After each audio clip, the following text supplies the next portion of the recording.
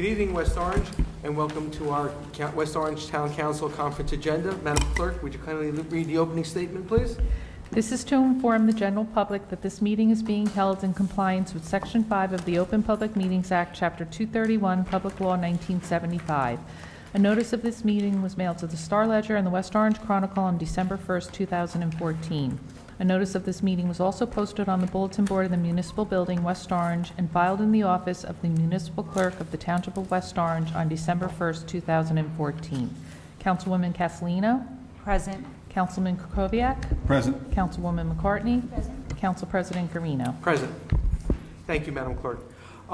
Right now, I would like to ask Deputy Mayor Rodolfo Rodriguez to come up and make an announcement. Good evening, Deputy Mayor. Good evening.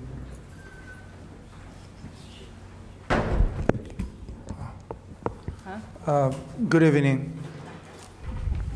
Okay. Oh, okay. That's better. Good evening, everybody. Rodolfo Rodriguez, 22 Ashwood Terrace, West Orange. I'm here on behalf of the West Orange Hispanic Foundation. Unbelievably, we actually started this foundation back in March, which is about maybe 8 months so far. And we feel like we have done so much in less than a year. Putting together an organization is not easy. I never thought it would be, but it's really definitely not easy. We are a group of 7. We decided in this group of 7 to make sure that everyone is basically a different career, different professions. So we all connect. Starting with myself, I work in the food service industry. That's what I've been doing for the past so many years. Then we have a teacher. She's a teacher in one of the school, elementary school here. We have Councilman Cirillo, who's part of the group of 7. We have Isabel, business owner, and we have Father Miguel, who's in charge of clerical. So it's really a very diversified group that we have in charge. This group, we did what we had to do to start the organization. In the summertime, we had 2 parties, Latino parties on top of the hill, HOSPAC. We also had a health fair in the summertime. We had, last week precisely, someone who was training people on Obamacare and someone who's working on getting licenses in the state for undocumented aliens, which we are supporting on that. This coming December 4th, we have someone who has been helping the low-income people of West Orange coming to talk in our organization. His name is Ray Ocasio. He's the executive director of Casa Don Pedro in Newark. Believe it or not, he's been helping people with electricity, with paying gas bills, rent, changing boilers from what I know, and all that. Excellent. On a lot of people here in West Orange, which I not even knew about it, and a lot of people didn't know about it either. But he's coming to offer all his services on Friday, December 4th. That day, we also have Mayor Parisi coming to this meeting, who's going to be on board, who, by the way, has been very supportive of this foundation since the very beginning. On December 13th, 315 Main Street, same place where we have our meetings on a monthly basis, we had a huge donation from the U.S. Army of brand new toys, which we are going to be passing over to all the kids in town. For this, we want everybody, because this is not an organization, even though it says Hispanic, it's open to whoever wants to come. Town Council President Guarino's been there. Victor, well, Victor is Hispanic, he's definitely a member of it. But for this activity, function, event, whichever way you want to call it, we are going to try to get as many kids as possible. We are not going to be giving toys to adults. I mean, they got to come with a kid, because, you know, that's the way it should be, I guess. I mean, parents come with kids, and we give them their toys. Councilman Cirillo is bringing a Santa Claus, and then we having someone, entertainer as well. And it's going to be a lot of fun. We definitely want to invite the whole town to come. I mean, be a part of it, bring your kids. It's going to be a lot of fun. And I think this is something that part of our town, especially the bottom of the hill, we never had. I mean, we had the breakfast with Santas and all that, but you know, like giving away toys, doing things, we involved all the businesses in the area, and everybody's very excited about it. Everybody.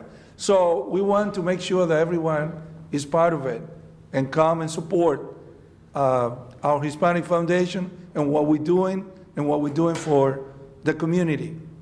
Thank you. Thank you, Deputy Mayor. Thank you. Okay.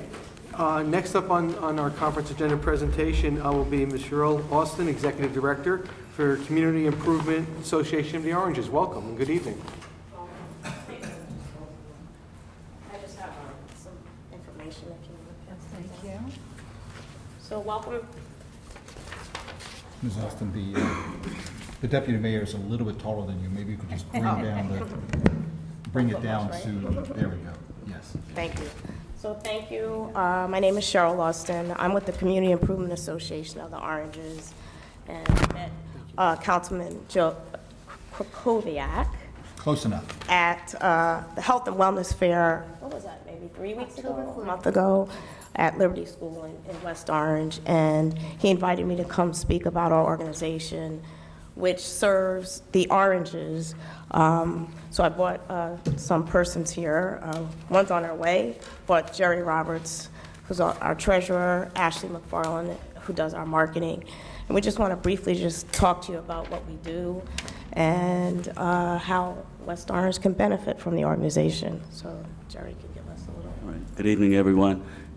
Just want to share the load with Cheryl a little bit this evening. And what I want to do is just share with you what the mission is for the Community Improvement Association of the Oranges.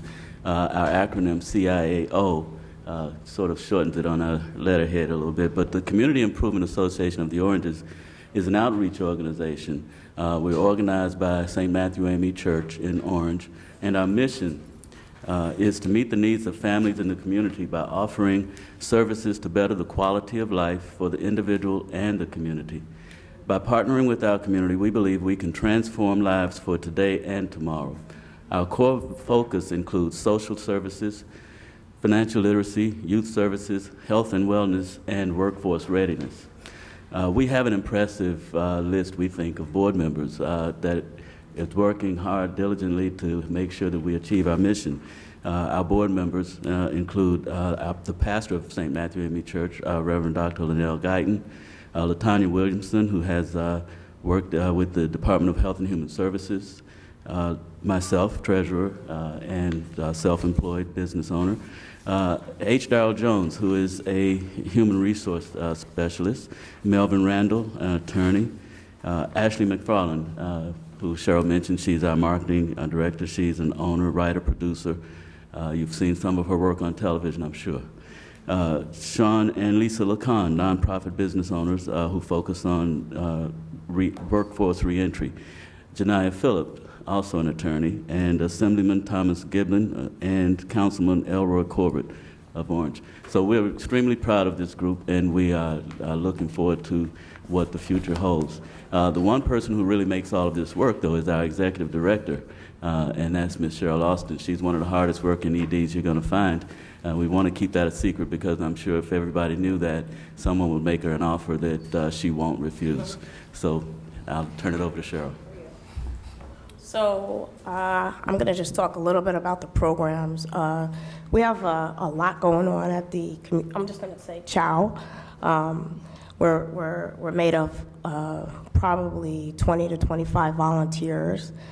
We have a food pantry called Manna from Heaven, which feeds about 150 families a month. Now, we serve basically Essex County, not just the Oranges. We have persons from West Orange, Orange, East Orange, Bloomfield, that all benefit from the pantry. It is not just for low and moderate income, it is for everyone. We have local, state, and federal food, and we give out accordingly to what you qualify for. So if you come on the third week of the month with your ID and whatever assistance that you may give, then that will determine what you receive. But everyone will definitely get fed. We have something called Lillian's Closet, which is a baby clothing giveaway where we give out whatever we can. Whatever is given to us, we give it away. We probably support about 100 families a month. We give out about probably 2,000 diapers to 60 babies a month. We do participate with the Diaper Bank of Feed America. Again, that is open to anyone. We don't care where you come from. You just have to show a birth certificate for the baby to show that the baby lives with you. That's a requirement of Feed America. We have HIV/AIDS support called Haven. We recently did a testing at the church and a walk Fight for AIDS. Again, it's open to everyone. Anyone come in. We're trying to promote an education and awareness and really promote prevention. If you look at the statistics in the back, the Orange is a heavily hit area for HIV, specifically East Orange. I think it might be the highest in the state. So it is still here and it exists. So we definitely want people to get tested and get educated. We also have something called Operation Job Hunt, which is a 4-week job readiness workshops that we do. Darrell Jones, who also is a West Orange resident, conducts those workshops. Again, it's open to everyone. We do have persons that come in. We review their resumes. We go through how to interview. We you look at how you dress, how do you prepare, and also how to maintain, keep the job once you get it. We do get postings on a weekly basis, which we distribute to those who are in need. We're actually working with the West Orange resident right now. Recently, she came from Interfaith Hospitality. She was homeless. She's back working. She's back in a home and looking for work. So we are looking to place her. Youth services, we're looking to start an after-school program based on STEM. We have financial literacy, where we offer, again, workshops. We're working on doing a tax workshop in December. We're partnering with the United Way. We do a lot of partnerships. We try not to do anything that's already, in motion. So we really want to leverage the agencies that are in the Oranges right now. That's briefly what we do. Ashley is here. She'll talk about what's coming up, and she can also tell you how to volunteer. She can tell you how you can donate, and she can also just tell you how, if you need our services, how to benefit from them. So thank you again for giving me the opportunity. Thanks, Joe. Thank you very much. Hi. Thank you all very much. I'm sorry I was a little late. She's also West Orange. I'm also a West Orange resident and a mother, so I had to find a sitter. But I do thank you for your time and the opportunity for us to present information about CIAO to you this evening. We do have quite a bit coming up. An organization I'm personally proud of is Lillian's Closet, that we help with providing clothing and all sorts of resources that families and mothers in particular need in the area. And coming up, we have Lillian's Closet has a natal care educational program. which is very helpful to young women who may not have access to these types of sessions where they can learn how to better care for their newborns and early pregnancy needs. On Wednesday, November 11th, we also have a winter clothing giveaway. We do this pretty regularly, and we do collect quite a few clothes, I think, for the community, and a lot of people find that our Lillian's Closet clothing are always in good shape, and we want to keep it that way, and we'd love as much support as we can to continue to provide clothing for the community for free, for them to come in and get what they need, especially during the winter, because it's such a tough winter that we usually endure out here in West Orange. I think you mentioned a lot of partnerships that we have, so we will be partnering with Orange Affordable Care Act Navigator Project. I'm particularly interested in this because I'm in my mid-30s and I work with a lot of 20, 30-somethings in the area, and all of us are looking for health care. And young people in particular, affordable health care. And young people in particular are usually the ones that tend to think this isn't very important. I'm one of those that when I was in my 20s, I didn't think health care was that important, and I got really sick. And I learned the hard way that it is. So I'm very excited that we have an opportunity to partner with them to help enrolled uninsured persons for the affordable health care opportunities there. We'd like to train people to be navigators, to help others learn how to get through that process. I don't know if anyone's ever tried to do it themselves. It's a little confusing. I've tried it. But once you learn the ins and outs of the website and how to enroll, it's really helpful to be able to teach that to other people because they do have some good opportunities there for affordable health care.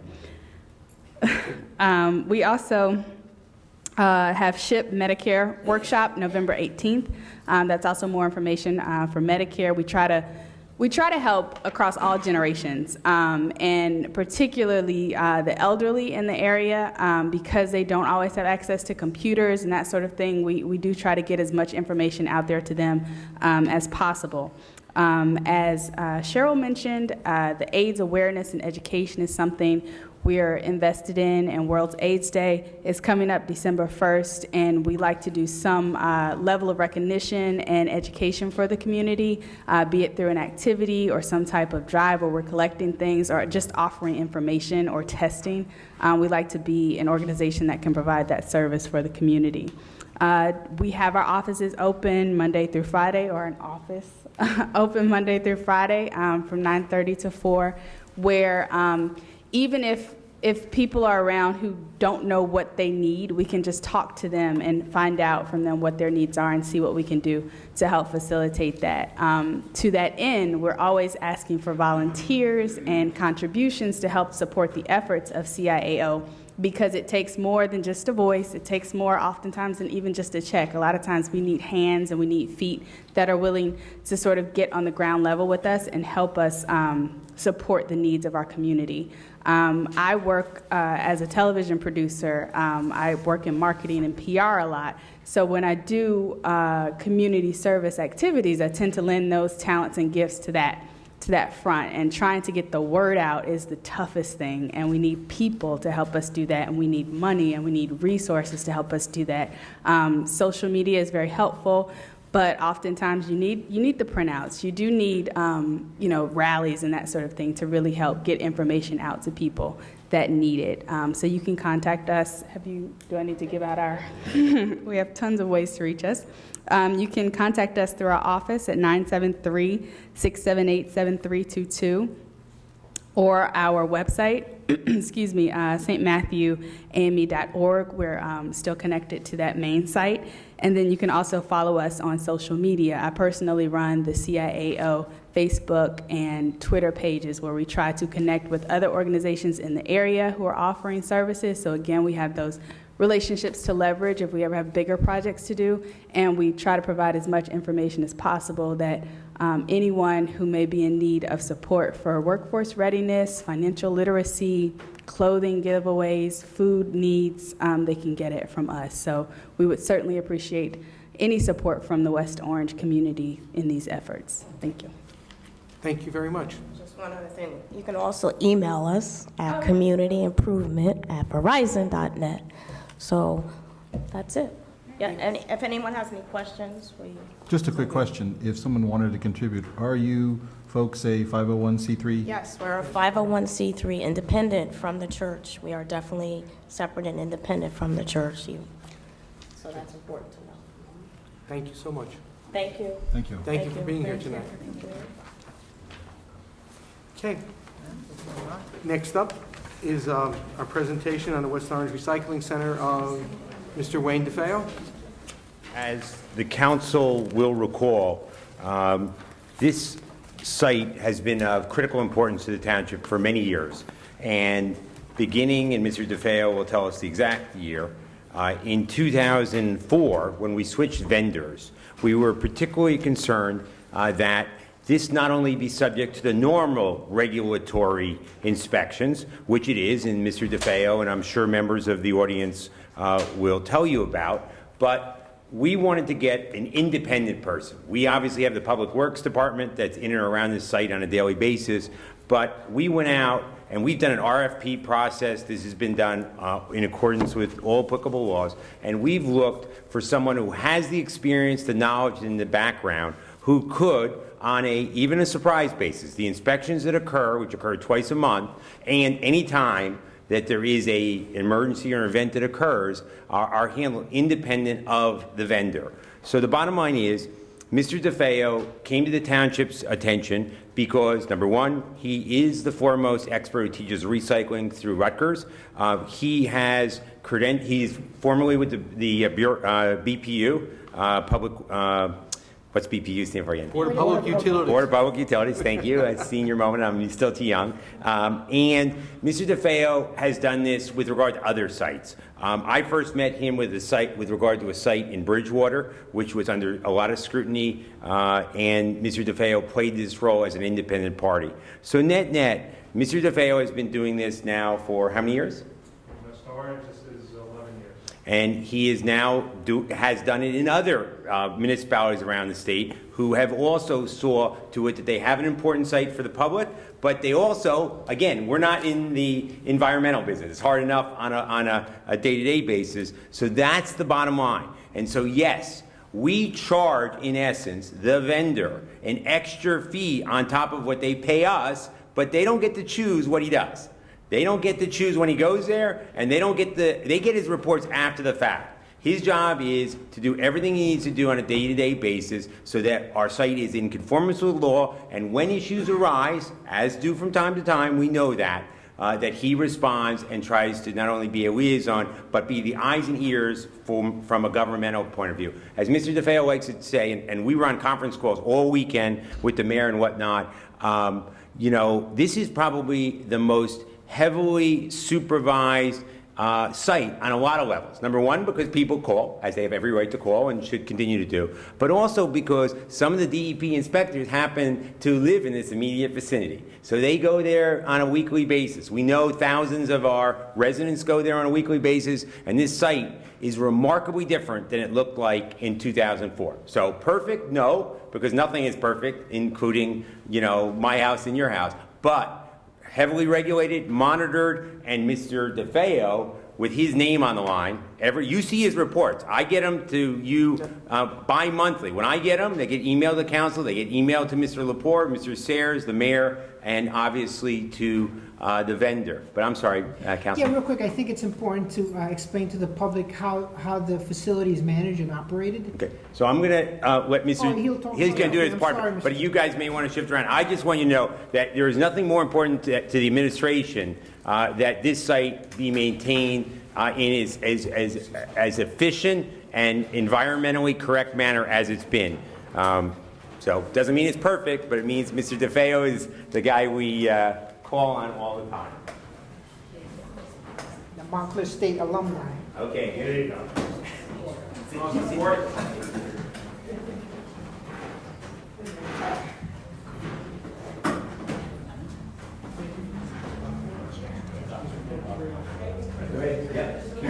Good evening, everybody. I know there have been some questions on the site. I think Mr. Frank put forth the preliminaries very well. And know that this site has been monitored extensively since 2004.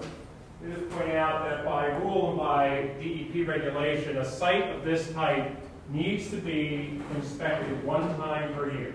That's what the state requires, and that's what the state would do to most facilities of this type. Since 2000, that would be since 2004 to now, it would be inspected approximately 11 times, unless there were problems, and of course it might be inspected slightly more frequently. To give you context, to the best I can calculate right now, this site has been inspected nearly 250 times in that same time period. Now understand that when an inspection takes place and I go through this site, of course I'm looking to find things wrong. As I've said to many classes that I teach, when I teach the certification process for running one of these, if you get pulled over by a police officer, it's not very hard to get a ticket. If you do something wrong, you will get a ticket. I can do the same thing here. This is an aerial or Google image of that particular site from 2004. That is when we had, or 5 rather, that is when we first started coming on site, meeting with Mr. Trank, the mayor at that time, township committee, Mr. Lepore, et cetera, going through the site, and figuring out with the DEP that there were indeed some issues there. In 2004, you notice the main gate, not altogether super bad, and in 2015, we've made a number of changes. Among the changes that we've asked the vendors to do are, 1, to take the gate and put in that green fake grass so when it's closed, you're not looking straight into the facility. It's an aesthetic improvement.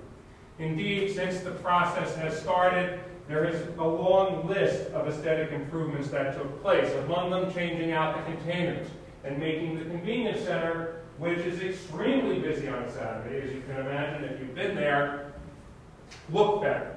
There is a 2008 image. And here we are on October 30th, 2015. Notice the containers have been painted. There are planters. Nothing is looking too good in the planters right now this time of year. But it is a cleaner, more adept site. I will say that the operator in the past 6 months in particular has assigned a staff person there who is extraordinarily diligent. He has done everything he can do to make the site work better. He is constantly cleaning, making sure that front end, so to speak, the end you see when you come in, is better. Even where in the past month we did have an incident take place there that a person came in illegally to deposit sheetrock and was confronted by this individual. I wouldn't have done it if I was him, but he did it. The individuals bumped the sheetrock and said, "We don't care," and they ran away in their truck.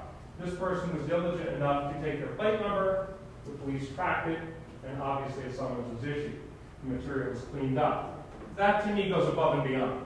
I don't think anyone has paid enough to confront people who are willing to do something like that. To their credit. Since 2004, a number of improvements have been made to the site. I think Mr. Trank said it, and I don't want to overemphasize that nothing is perfect. We certainly strive to get there.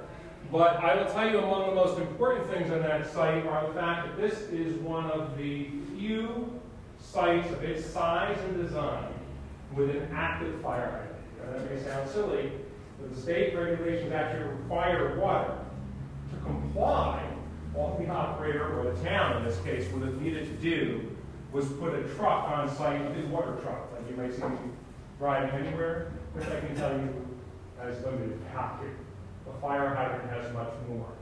But this is something the town worked on, and it took, not because of any issue with the town, it took almost 2 years to get that hydrant, to my recollection, installed because of problems outside of our control. But it is there. In fact, there are 2 hydrants, a small one and a large. You can see here a number of improvements. I won't read the list. You're all capable of doing that. The fire hydrant, I probably didn't need the label. I assumed it was automatic, but trying to be diligent. One of the other issues was to stabilize the slope. In the very early days, this goes back to 04, 05, we had an issue on the site where the land off to the west side was steeply sloped. The DEP came in during an inspection. In fact, the person who did come in went on to the EPA administrator and is now working on the West Coast, said you must do something. West Orange was the first town in the state to use this kind of what we call slope stabilization. That finished area up on the top left used finished compost made at the site to create a buffer so that it would not erode. Shortly after this was taken, we had a deluge. in October. I know it's hard to believe we have a lot of rain in New Jersey. But we had a tremendous rainstorm and there was no erosion. This is an EPA best management practice for slope stabilization. By the next year, you can see it's just covered in growth, and that's what you want.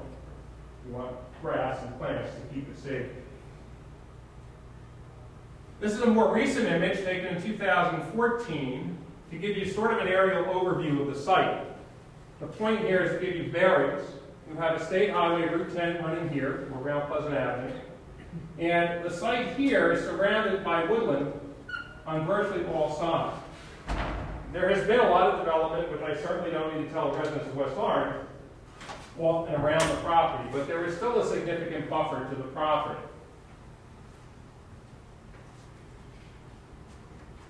In addition, because it is one of the issues that has been brought up, there is a question about stormwater. Understand that state regulations never required a facility of this type to have a stormwater permit until a few years ago. However, prior to the state saying you must have a paper permit, we developed for this site a rather unique, what I call stormwater system, by using gravel, stone, and a sock filled with finished compost. And what we found is this controls erosion and it controls sediment. Now, there is no surface water off this site, so we're never going to a stream. It's just going off into the woods. Do we know it works? Yes, because after a heavy rain, you can see that this sock is buried in mud. Well, that's exactly what's supposed to happen. The mud is supposed to be stopped before it leaves the property. This takes maintenance and it takes work. We'll get into what gets done about that and is being done in the paper issues shortly. Additionally, the township water test wells dug on that site to make sure there were no contamination issues in the water below the site. In fact, the site came out. They had what's called a PP plus 40, priority pollutant plus 40 test. The site was virtually non-detectable on the list. Everything was within standards. Those test wells are not inexpensive. One of the key provisions of the site are what we call windrows. Windrows are where the leaves go to become compost. On October 15th, that is what the windrow field looked like from above the site. The operator was to have it cleared, and on October 30th, it's cleared, as it should be, to receive the first of new leaves coming down. Now the site will be fairly busy with new leaves, obviously, coming in, especially after this week. I asked in order for us to have a more current image, because as you know, if you've all used Google Earth, and I'm sure we've all used it, you can only get images about a year old. This was, I asked for a drone to fly over today. These are today's images of the site using drone technology. So this is what the site looks like today, literally today. And what you can see here in this overview, and there'll be 3 overview shots because it's a little too big to get in one, is your main entrance, which has good traffic control, which is one of the elements and one of the things that we're very strict on because obviously you drive in there. And we don't want you interfering with a truck, or more importantly, you interfacing with a truck because you lose. You can see the convenience center, which is nicely organized and clean. This is what we call the wood waste, or Class B. And understand when I say wood waste, I'm talking tree parts. You may occasionally see a wooden pallet. That's not a big deal. Wooden pallets are oak for the most part. But that is down into here. This is what we call the unprocessed, and this is processed. The site has certain volume limitations. As of right now, in this image, which is today, the site is in full compliance on volume. The second site starts to move you through the site, getting you closer to the windrow field. And this is the windrow field, which of course matches the image I showed you earlier, except now you notice the new leaves coming in, we're starting to get more of them. When all the leaves come in, the operator will start to move them back into windrows into this area. But I do want you to notice a couple of points. One, around the site, which I showed you in an earlier image, is an earthen berm. That berm is to help prevent visuals, i.e. other people seeing the site from off the site. Going back a few slides, you can see that berm is built up all through here. All of the berms were planted heavily with trees. Unfortunately, as you know, in the past several years, trees have not done so well with drought and every other contingency. But many are still alive. Many are not. They have been replanted at least twice. And the site right now is in full compliance. We received complaints from a resident on corrugated. Those complaint images show corrugated overflowing on October 31st. Going back, that's a picture October 30th, which is the Friday before, when we did a full inspection of the site. What happened? Well, that's fairly simple to say. Obviously, although I would never have projected that Halloween would be a busy day, I would have thought everybody was out trick-or-treating, but Halloween became a heavy day, and the compactor was simply full. Well, you can't really empty a compactor effectively on a Saturday, simply because there's very few people around to take it. On Monday, the site was cleared. On Tuesday, when I came back up in response to another complaint, I went in and there was nothing on the ground. For it to be a violation, the material would have had to stay there for a long period of time and blowing around. It was not. This is a very common occurrence at convenience centers on Saturdays. The containers simply overfill. You can only do so much. This is a compactor container, which means it's designed to hold more than what the box says. It says 40 cubic yards, but it's being compressed. If you have a trash compactor at home, you know what I'm talking about. That close-up is just taken from, and I apologize for the blurriness, it was taken from one of the aerials today, and I simply enlarged it to show that site. According to the operator, the neighbors have been given a number of things to benefit them on their property in an attempt to be a good neighbor. One of the things I stress when I'm doing the operator classes is talk to your neighbors, give them what they need, find out what's going on. This, according to the operator, has been provided. Additionally, on number 5, you'll notice that when they've received calls, they have stopped grinding, which I directed them to do. You get a complaint, it's a bad complaint, just stop doing what you're doing. Go to the next thing. To give you context also, since it was a major complaint, this is a year's worth, this year's worth, starting in January, left to right, top to bottom, of images every month. We try to take them from roughly the same location, showing you the convenience center each month. Notice clean, snow, clean, clean. As you know, we had a fire in April. We had no power for the compactor box. So therefore, you had overflows of corrugated. Power back and all the way through today. Now, will I tell you that there has never, ever been another overflow of corrugated? I certainly can't tell you that because I'm not there every day. On a weekend, it is certainly possible. There is only, as I say, so much to be done. But from a compliance standpoint, just because something overflows on a Saturday, this is not a violation. Is the umbrella still Say it again. there? Is the umbrella still there? Yes, the umbrella's still there. I'm not quite sure why you put it there this time of year, but he wants it. And you know what? He's got to be out there all day. I don't. So if he wants an umbrella, he can have it. There have been a few notices of violation. NOV is a notice of violation of the state issues. What does an NOV mean? It's similar to getting a warning. You're pulled over by a police officer, and NOV is a warning. It's saying, hey, you're in violation of something. It does not necessarily mean you will receive a penalty or a fine. In most cases, you receive a warning and a period of time to correct whatever is wrong. My reports are essentially continuous NOVs. If I see anything at all out of the ordinary, it is telling the operator, hey, I don't like X, Y, Z, fix it. Because it's better that if I tell them that than if the DEP tells you that. I can be friendlier, so to speak. Although the operator doesn't tend to think so.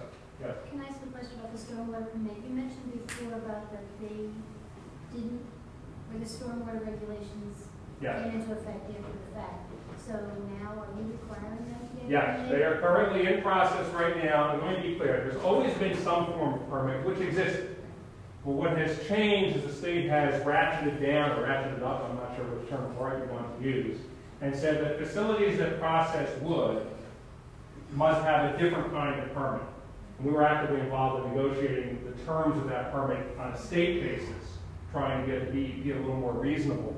That permit is now in process. And that means the operator is filling out the paperwork, talking to the state, comes back to the operator, goes back and forth until you get the forms the way they want them. That permit will then be processed, and I can't begin to tell you when it will be issued because everything is taking longer with the state than it ever has. And I just don't have an answer to that. But it's in their court, shall we say. Would that also include that thing that you designed out of your... I don't know if the state's never said yay or nay to that design. In terms of whether they like it or not. We know it works, but the state hasn't approved it. It may indeed require a different design and a different kind of control in place. We designed that even when we didn't have a requirement to, simply because it seemed to make sense. And it obviously works. They are maintaining it though? They do maintain it. As of right now, what we do is there are hay bales in front of it as well, because sometimes we weren't sure what to really do. I didn't want the operator rebuilding something that the permit might say take out. So we're simply using stone and hay bales as of this moment as an interim measure until the permit is approved. Because those are not inexpensive to build that system that we designed. No point in spending good money to send the deal out. As far as the discussion with DEP, I meet with them regularly or talk with them regularly. We've had conference calls with them as a town. This is all to your benefit, of course. And lastly, there have been 2 complaints which we did hear about, which are odor complaints. And that's one of the few complaints that an operator doesn't get to fix. He has to fix it, but he doesn't get to fix it. There have been 2 complaints on odor. The odor was wood mulch odor. That is what the state inspector, the county inspector told me. Now, you all smelled wood mulch. You probably all had it spread around your property at some point. Under the state code, if someone finds a particular odor too strong, if it was roses, for example, it could be an odor complaint. I didn't like the smell of roses. That's what the law basically says. In this case, the complaints are what we call verified, which means a trained nose. I'm not being facetious, that's what it's called. It was an inspector who's been trained, comes out and renders an opinion. Those were done on the county level. That is now before the DEP. Nothing official is done yet until DEP signs it. Verified means the county inspector agrees. Now it's up to DEP to agree or disagree. I don't know which way that will go. It is before the enforcement group down there. And one more question. Why, what did you mean before that they cannot fix it? Oh, I'm sorry. A good question. What that means is, remember I said that normally when you get a notice of violation, you get a period of time to correct the problem before you get the ticket? The best way to put it. Odor complaints are one of those where if the state does say, you know, we agree with the county inspector, this is a complaint, you get the fine immediately. Oh. So the operator in this case, You're not getting a warning. They did change that law a number of years ago. It used to be that you could, and now you can't. What's their turnaround time? Do they come out quickly enough, or? That depends on the call, when it's received, and who's available. The county, as I understand it, Essex County is the Essex County Regional Health Department that responds to odor complaints. If they have someone who's there and the person is trained, they'll respond as quickly as they can. If you call Sunday at midnight and give you context, there's no one to respond. But it just sits there, you don't turn the mulch to make the odor or try to... It's a tough call. What do you do when you have an odor like that? There are 2 issues. The odor actually was probably caused by the operator turning the pile, offloading, getting material on the trucks to get rid of it. But that opens up the pile. When you open up something, you tend to get odor. What the operator is to do, and what we've talked about subsequent to this, and there haven't been a large number of odor complaints in 14 years that are verified, is to look at the windsock. The facility has a windsock, which you're probably seeing on sites like Helic Hope has. Make sure it's blowing into the woods. The problem is the prevailing winds don't tend to blow in the woods, so it's hard sometimes to time everything. It just depends on the weather. If they're coming out of the northwest, that's a good day to turn the pile. If they're coming out of the southeast, that's a bad day to turn the pile. Does the facility operator have a proactive program to prevent these type of things that can be proactive before it becomes a situation? They do. They do largely because we talk regularly. Obviously, we're there twice a month. They also have a system in place where I will call, I will check images, I will go down, I'll stop in unannounced as well. The problem is when you're running something that is a living, breathing thing, and a facility like this truly is a living, breathing thing, there are going to be days when everything goes wrong. And they're going to be, we call it Murphy's Law of composting and wood mulch. It's going to be the wind's going to shift. You start turning, oh, the wind is fine, and the wind shifts on you. Well, you try to stop, you try to catch it. So yes, the short answer is yes. For example, one of the issues that came up was dust. Proactively now the operator, today obviously we don't need it, but in the dry weather the operator will run what we call a water buffalo, which essentially is a large tanker with spray nozzles on it, every other hour up and down to try to keep the dust under control. You know, when it's 100 degrees, bright and sunny, there's only so much you can do. But that is what we try to do. Yes, sir. Real quick, thank you, Wayne. Excuse me for being naive, but how do you measure the level of odor and what's acceptable and what's not acceptable, you know, from a professional perspective? It's not a naive question, first of all. It's a very good question. And it's a totally subjective judgment call. It is based on the interpretation of the inspector who is sent to the site. I could send you 5 different inspectors. They, in turn, may have 5 different opinions. To answer your question, it's a 5-numbered scale. Level, the simplest terms. Level 1 means I can barely detect it. Level 2 means I know it's there. Level 3 means not only do I know it's there, but it's really strong and it might bother me. Level 4 means it's really bothering me, and level 5 means I can't get outside my house. The best way to describe that, in this case, anything above a 3 or above, the inspector will typically issue a summons at that point. How can I get the job? Sounds like a great job. You have to. Don't answer. It's a lot. I can explain it. I actually have pictures of it. So that is a subjective element of it. We do this a lot. When we do the training course, we go through all the different levels. To really go into it, there's actually a little bit on a chart that would blow you away. There are approximately 100 different odor categories you have to learn. Very bad fun. Question. In ranking the state, how is our facility ranked throughout the state of New Jersey? Well, the state doesn't do that, first of all, because the state is broken down into regions, and no inspector knows all the sites. To give you context, I can't tell you how many I've been to, not just in New Jersey, but as far away as Holland and all the way up into New York State and out west. Hundreds? I tried to do 100 over the years. More than 100, certainly 240 right here. The short answer is it's one of the better ones. Have I seen better? Where the towns run it, some cases where they have unlimited funds. You know, the Summit transfer station is nice, but they have a lot more money to spend. To make it not a knock on Summit, I did their transfer station for them. They just happen to do a nice job. So Princeton has a very nice site. It's the two, well, now it's one Princeton, right? Princeton and Lawrence, you know, join forces and run their site. That's very nice as well. I would put it up in this league. So your site is much better than it was 11 years ago. I will tell you that. 11 years ago, we had some issues there. I remember the first day walking out there with Mr. Trank on that. We have issues on the site that make it imperfect. One of the issues is you're a densely populated town. That doesn't help. Princeton's such a nice site because there's literally hundreds and hundreds and hundreds of acres of farmland and parkland around it, and nobody lives there. That's the site you want. You know, if I tell you how to get there, you won't find it. That's the kind of site we're talking about. Those are the issues you have. Your issues with this site are more a function of population density, less a function of the site. And does its topographic where it is affect? Oh, absolutely. As I said, the prevailing winds tend to want to come from the bottom of the hill and blow off the top of the hill. That's just the inherent nature of wind. You also are on top. It's a very windy site. If you walk, if you've been to the site, you know even on a calm day, it's windy. It just is the nature of where you are. So you have high wind, it's dry, it's cold. When it gets wet, it gets really wet. So you have a lot of things against it, but it's not a bad site because of what it was many years ago. Yes. How many days is the smell lasting? As far as I can, talking to the inspectors, I was told the smell dissipated fairly quickly.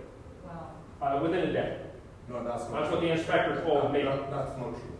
That's not true at all. Excuse me, sir? Yes? Not now. I was not there, just so you know, Councilman, I was not there on either of those, because I didn't find out until after the fact on both of those inspections, so I couldn't tell you. I know that other inspections were filed the day I did arrive, which was the 4th complaints, I'm sorry, and there was no odor whatsoever of any kind at the site. And the state and the county inspector was there with me. Just so happened we showed up serendipitously, we didn't know the odor was going to be there. And he found no inspections on, no violations on November 4th. Or did I? And how many times a year do you get the smell complaints? These are the first 2 verified ones I have seen. Verified well over a year since I've seen verified. I've had other complaints, but we've had noise complaints as well. So the noise complaints that we've had were never verified. So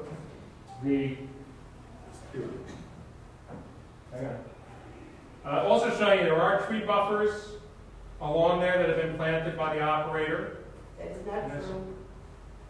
The simple, that's it, I guess, unless you want me to show more. I don't see my trees. See the screensaver. Yes. Unfortunately, that one's no longer with me. Jack. It does look like yours. They both have the same thing.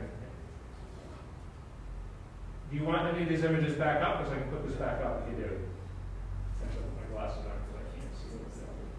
I don't know when that happened, but something like that. Yeah, rings bells. I used to see without them very well. Anything else, Dan Wayne, or? I think that's the answer to most of the questions that were asked. I'll leave this up because it does show the site improvements. I will tell you that this is the last thing I left you with, and that is the noise abatement study we did. We did a complete noise analysis because of resident complaints on noise from the site, from across the street, from behind those apartments that are there nearby, from a mile away where we had received a complaint saying that it was exceeding the noise standard. Not one test, and I don't run those tests, those are run by a trained expert with noise equipment. None of them exceeded the state standards. They all were at about 53, 54 decibels, possibly as high in the 60s, low 60s, you're allowed 65. But a lawnmower is infinitely louder than the noises we receive, to give you context.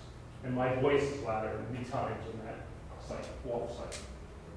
So it met the standard for that as well. But that also shows you the town has responded each time, which I'm actually very pleased with, because I will tell you in answer to your other question, not every town is as responsive. Thank you. And you'll be here during our public session to answer any questions? Yes, if anyone has questions. Thank you. Do you, when you're doing your regular inspections, do you also make recommendations, or can you make recommendations to the township so that if and when we do renegotiate a contract, we can add those recommendations to list of responsibilities or? Yes, and we have. Because this is not the first contract that was let for this site. And each time it's been modified slightly to put in different improvements, different suggestions for improvements. Also, I can, of course, under the auspices of the contract and that you have with the operator, under my authority, I can go to them and say, I want this done this way. And this is the way you need to do it. Now, they can tell me no, but it probably wouldn't be in their best interest to do that. Thank you. Mr. Mayor, you showed a slide briefly, and then you took it away when you started talking about what had been done for the neighbors. Perhaps you could go over that again? Or more fully? This has been provided to me by the operator. I can't speak. I mean, I can say, for example, the trees are there. Now, that's what the operator told me. They provided the trees, but I physically see trees. This one is concerns. Number 5 is the one I put up there as well. The number 5 one is if the operator gets a call saying, we're having a picnic today or something, I told the operator, if you get a call like that, try to accommodate. It's a Saturday.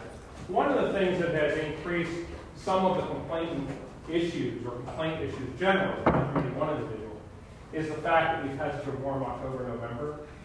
By this time of the year, windows are usually shut and not open. But obviously this year, people had windows open much later in the season. And at every site, we're seeing calls like that if there are windows open, but because of the nature of air. And could you briefly just comment, Sandy was a major weather event, it was an emergency, Yeah. special accommodations were made because all the debris that fell throughout town had to go there. And it was not just Sandy, let me rephrase that. Sandy was a major event, it was a major issue. It was not just West Orange. It was around the state of New Jersey. The Essex County facility in Short Hills was overloaded for many, many months. There just was nowhere to go. Every site that I have seen, every site in northern Jersey, I will say it was unique. Sandy was one of those funny storms. If you went to southwestern New Jersey, they had no issue. But anywhere that Sandy hit, the state created what were called TMD, temporary debris management zones, and essentially waived the rules because there was no way you could comply. You have a limit of so many cubic yards. Well, if you have 50 times the limit, where are you supposed to put the material? And the state simply worked. I have to say, I know everyone likes a DEP bash, and I do it occasionally too, but I have to give credit where credit is due. And when that hit point, they rose to the occasion and did it right. They worked with everybody. which is a real credit. But it did require It took a long period. long period of time. This site was heavily overloaded, there's no doubt about it. West Orange got, I don't have to tell you, West Orange was creamed by Sandy. And then you had ice afterwards. And then we had so many combinations, and we had in 4 years, we had combinations of 2 sets of storms, both of which did not help a whole lot in this town.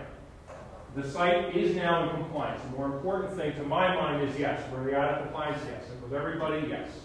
Did we have a fire at the site in April? Yes. Is that a bad thing? Of course, nobody wants a fire. Was it handled? Yes. Was there any injury? No.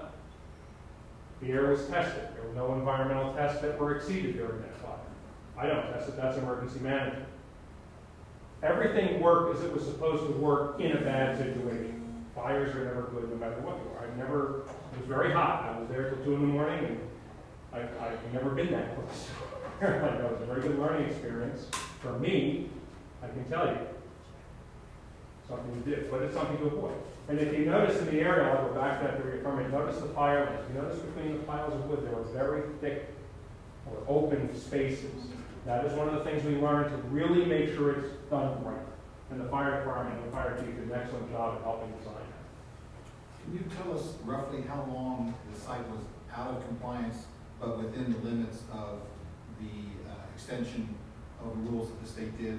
And did it actually come into compliance at the time that it was supposed to, according to the state? The state issued a notice of violation requiring that by November everything be done, and everything was done in October. To answer the short answer to the question, not going to the whole. Because of now, it's November, before the end of October, it was in compliance. Actually, it was in compliance, I believe, in early October. Was it out of compliance as far as the state was concerned? When was it supposed to be? They didn't issue, well, they've given the operator and said, look, you're taking too long. In fairness, the state says, well, operator, you're taking too long. We know there are problems, there are equipment breakdowns. Sometimes the rule is the rule is the rule. And they gave them, and as I said, until November. They finally said, this is the letter that says, you will do this by this date. And they were in compliance on time. About 6 months, to give you context. The reason I ask is because I'm a regular reader of your reports, and I did know that they were out of compliance there for a while, but I couldn't recall. I want to say 6, 8 months overall. It could have been a little longer. There were points where they came into compliance for short periods, and then a load came in and threw them over. Understand that the measurement of the volume is also, I won't say it's completely subjective, but there is a subjective element to it. And I will also tell you that the DEP and I have had disagreements in reading the volume numbers. Because if I won't get into geometry with you, but you may be better at it than I am, that's why I don't want to get into it. But when you're taking the volume of an irregular shape, it's very hard to get an accurate measure. Essentially, wood piles are trapezoids. And when you're trying to take the volume of a trapezoid and also account for the fact that it's not a solid block, so you have air voids in there, what's the real volume? It gets to be, there's part art and part science to it. And our numbers just did not always agree back and forth. So many times the state would say they were out of compliance, I would say they were. I'd say they were out of compliance, the states would say they were in. And that debate goes on and on.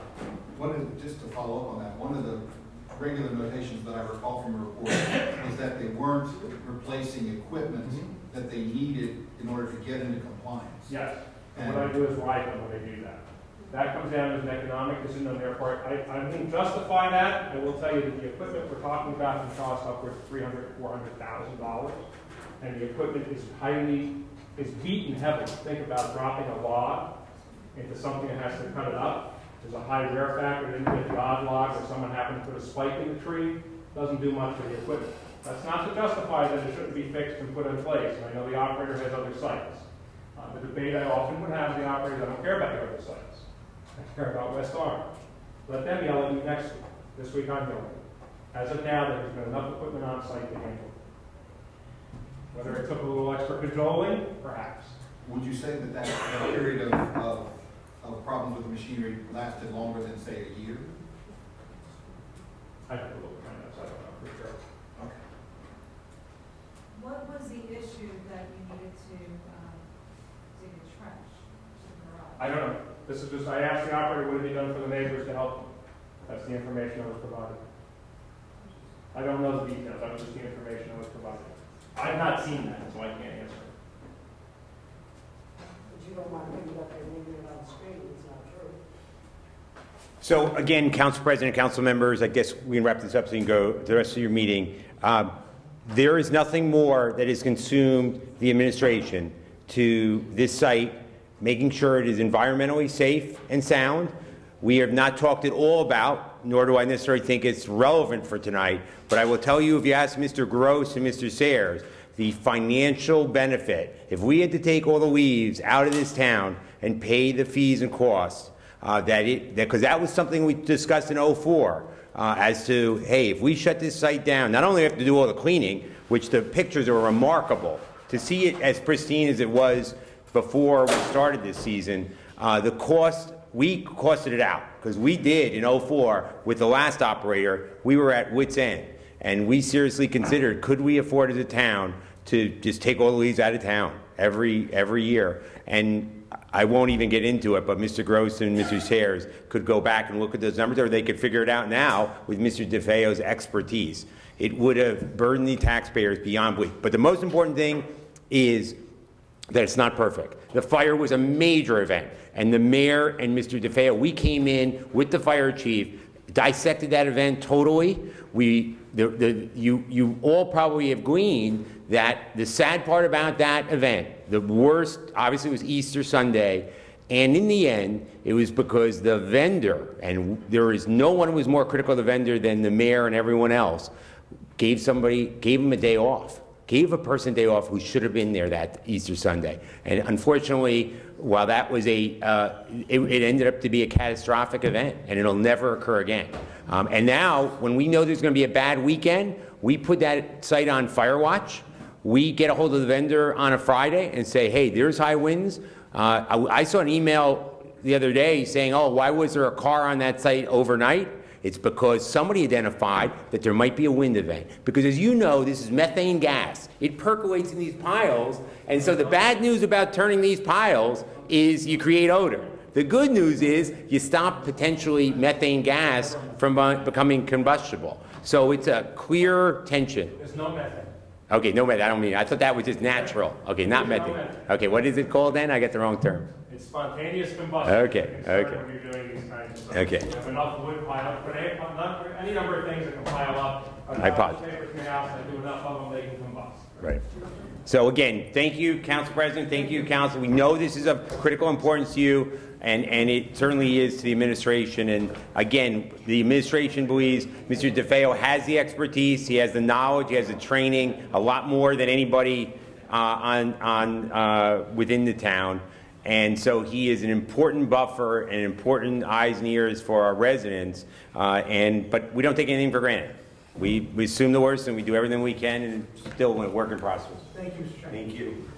Do you think that that's appropriate? Now that we have Mr. DeFeo to answer the questions, we have people here who obviously are reacting to some of the things he said. I think it would be more than appropriate if we gave Mr. DeFeo, let's just say a half hour, or however long we gave him, that we should give the residents an opportunity to come up here and discuss. Councilman, that's why we have our open public. If I do this time, they'll be expected the next time. Mr. DeFeo is going to be here. He's going to answer the questions, and that's what's been decided, sir. I mean, if I do it now, and the person's going to come up to another council meeting and says, oh, you did it last meeting, it's going to happen again. That's why we have our public comment section. So to answer your question, Councilman, that's where the situation is. So he'll be here and we could comment, we could converse with him later on. Okay. 'Cause there's Okay, moving right along, council meeting. I'd like to bring up to my council colleagues. We have the Public Relations Commission in the township that I believe it's lacking some support from the council. And the thing about it is I would like my council colleagues to consider this and to give to our legal department to amend the ordinance that created the Public Relations Committee to add a council liaison position to it, which I think would be very good. And of course, Councilwoman Castellino has expressed interest that she would like to get involved in that area, and I believe she would bring a lot. So I just like to put that on the table for something I thought that we need to bring to our legal department to amend the ordinance for the Public Relations Commission to add a council liaison. Most of the commissions do have a council liaison. So I think this would be a good, port for discussion. So if it's okay, Madam Clerk, I mean, if we have to vote on it or we just can make a comment, if legal can add it. Okay, so we can just request legal. Ask legal. Is that an Yeah. ordinance? I'm sorry, it's an ordinance. The Public Relations Commission is an ordinance. Okay. It No, was no, I created- appreciate it, because the few public events and just getting to know Susan Anderson is doing a nice job for us.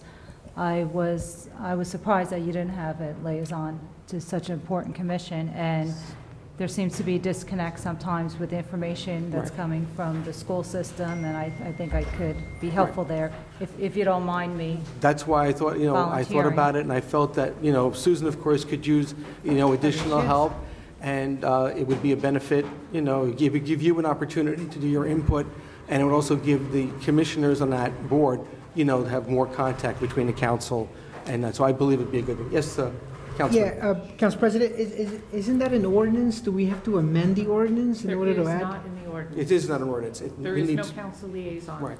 named. Right, my question is, the You have to Public create one then? Relations Committee operations, is that governed by ordinance? Is that created by ordinance? Yes, it is. So my question is the liaison position need to be added to the ordinance? Correct, yes, sir. Okay, That's so what I'm we asking can't do tonight. that right now? No, the ordinance has to be amended and voted on. And voted on.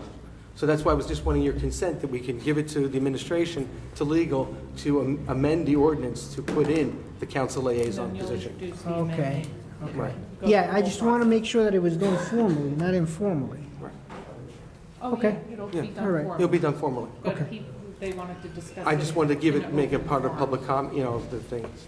Now, would you mind, all my colleagues, if I attend their next meeting, which is this week? It's an open meeting, Councilwoman. You Okay. can attend so thank you. And I'm sure Susan can bring you up to date on what's been going on. So, yes, absolutely.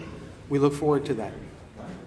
I think this makes the format a little more formal, Council Right. President. I think it is a good idea. I think it does make it a little more official and formal, but we are always, the invitation to attend the meetings, that's always been extended to us. Absolutely. And, just over the summer, when I approached them too to do the health fair, it was a nice collaboration between the Chamber and the PR Commission. So they've been receptive. I know we have a lot, they have a lot going on that we want to get done. So, but I think it's nice to have a report back. Okay, Yeah, absolutely. you okay? Right, Yeah, yeah, it's a good idea. absolutely. Victor, thank you. Absolutely. Thank you. Thank you, Councilwoman. Moving right along, let's go to council liaison announcements. Councilwoman McCartney.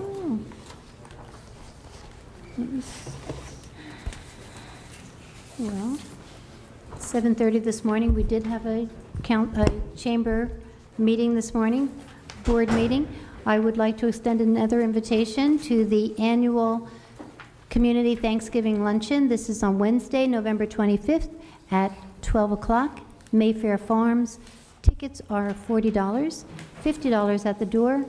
You can go to westorangechamber.com to purchase tickets online. They are here in the mayor's office and at Cass Realtors at 6 Northfield Avenue as well. This event is sponsored by the Chamber, also Unico, Lions Club, and Rotary. So this is an annual event this year at Mayfair Farms. It says on the flyer to please bring non-perishable foods for our food drive, food donations to benefit Holy Trinity Food Pantry. One of the things that came out of this morning's meeting was that Arden Court Vice President Gail Kachavik says that the residents at Arden Court are making boxes or decorating boxes that business owners can take to keep in their lobby or place at their business. If anyone does want to donate, they may not be going to the luncheon, but they can still donate food. And I was thinking when our guest, Shirley Austin, was just speaking this before about the Community Improvement Association of the Oranges, it could be the same idea, that we could have boxes created at different locations if anyone wants to donate, particularly the baby items or food or clothes.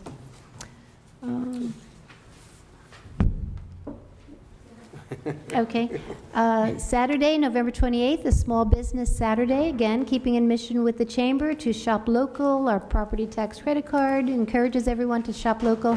This is another idea. Be sure to visit your local shops on Small Business Saturday. Support your neighborhood, your local business owners, and your town. Again, collaboration between the Chamber and the Downtown Alliance. I think that's it. Thank you, Councilwoman. Councilwoman Castellino. Well, Sue, are you going to get up to talk about the meeting on Thursday then? There's a PR Commission meeting Thursday night here in Council Chambers at 6 p.m., November 12th. And Debbie Zarrow from the West Orange Scholarship Fund asked me if I could put another plug in for their Harvest Moon Dance that they're having Friday night, November 20th at the Wilshire Grand Hotel, $65 per person, and all proceeds benefit the West Orange Scholarship Fund. Thank you, Councilwoman. Councilman Kukoviac. Thank you, Council President. The West Orange Historic Preservation Commission is meeting as we speak in another part of the building, and I really wanted us to cancel the council meeting so that I could attend that, but my colleagues said that that wasn't a good idea. I'm all for that. So I will bring any news from that meeting tonight at the next council meeting. The West Orange Open Space and Recreation Commission voted unanimously last night to continue an indication of continuing support for local residents' efforts to acquire a property that's known to most people as the West Essex Highlands Tract. It's the largest privately owned tract of land in West Orange. It's been the subject of a lengthy litigation, and a group of residents came to the commission and asked for continuing support as part of a greater effort that they're trying to make to effectuate gathering as much financing as possible in the hopes that it can acquire the property from the current owners who would prefer to develop it with residential housing. So I thought it was going to be in our packets tonight, but it isn't. But it may come to in the near future to the council. The group, the residents may ask the council for an indication of continued support that we've indicated before. But I just wanted to bring that to everybody's attention. Thank you, That's all I Councilman. have. Thank you. Councilman Cirillo. Thank you, Council President. The next meeting of the Degnan House is on Thursday, Council President, so we don't have anything to report. I do want to thank the administration for your help with the pickup of the recyclables at the senior citizen home. We've been having some issues, but the mayor, Mr. Sayers, have been proactive in making sure that doesn't happen. So, thank you. Good to hear. Thank you, Councilman. The Rena House had their meeting last night, and I was able to attend just to let the residents know that, of course, there's refinancing going on, which will be beneficial to all residents. And also, the new contract for the laundry machines is being negotiated to give the residents updated equipment, updated washers and dryers, and instead of using coins, they're going to be getting a key card. So it'll eliminate their need to carry pockets of change around when they need to do that. And even, I remember being in an apartment, but always looking for quarters, so this will be a benefit. Also, the Downtown West Orange Alliance will hold its annual holiday open house on December 5th throughout the downtown. It'll also be coordinated with the township tree lighting, so it'll be a really day-long event. We hope you all come out. We hope you'll shop our new vendors, shop the American Express program. It's really beneficial to our downtown environment, and it's really looking good, and so good work, Downtown Alliance. One last thing I'd like to mention is last night I was part of a group of 4 municipalities that met in Montclair on pedestrian safety. The meeting was pulled together, and we were asked to be there because West Orange is ahead of the game compared to all the other townships who are doing pedestrian safety programs, and they wanted to hear about our program.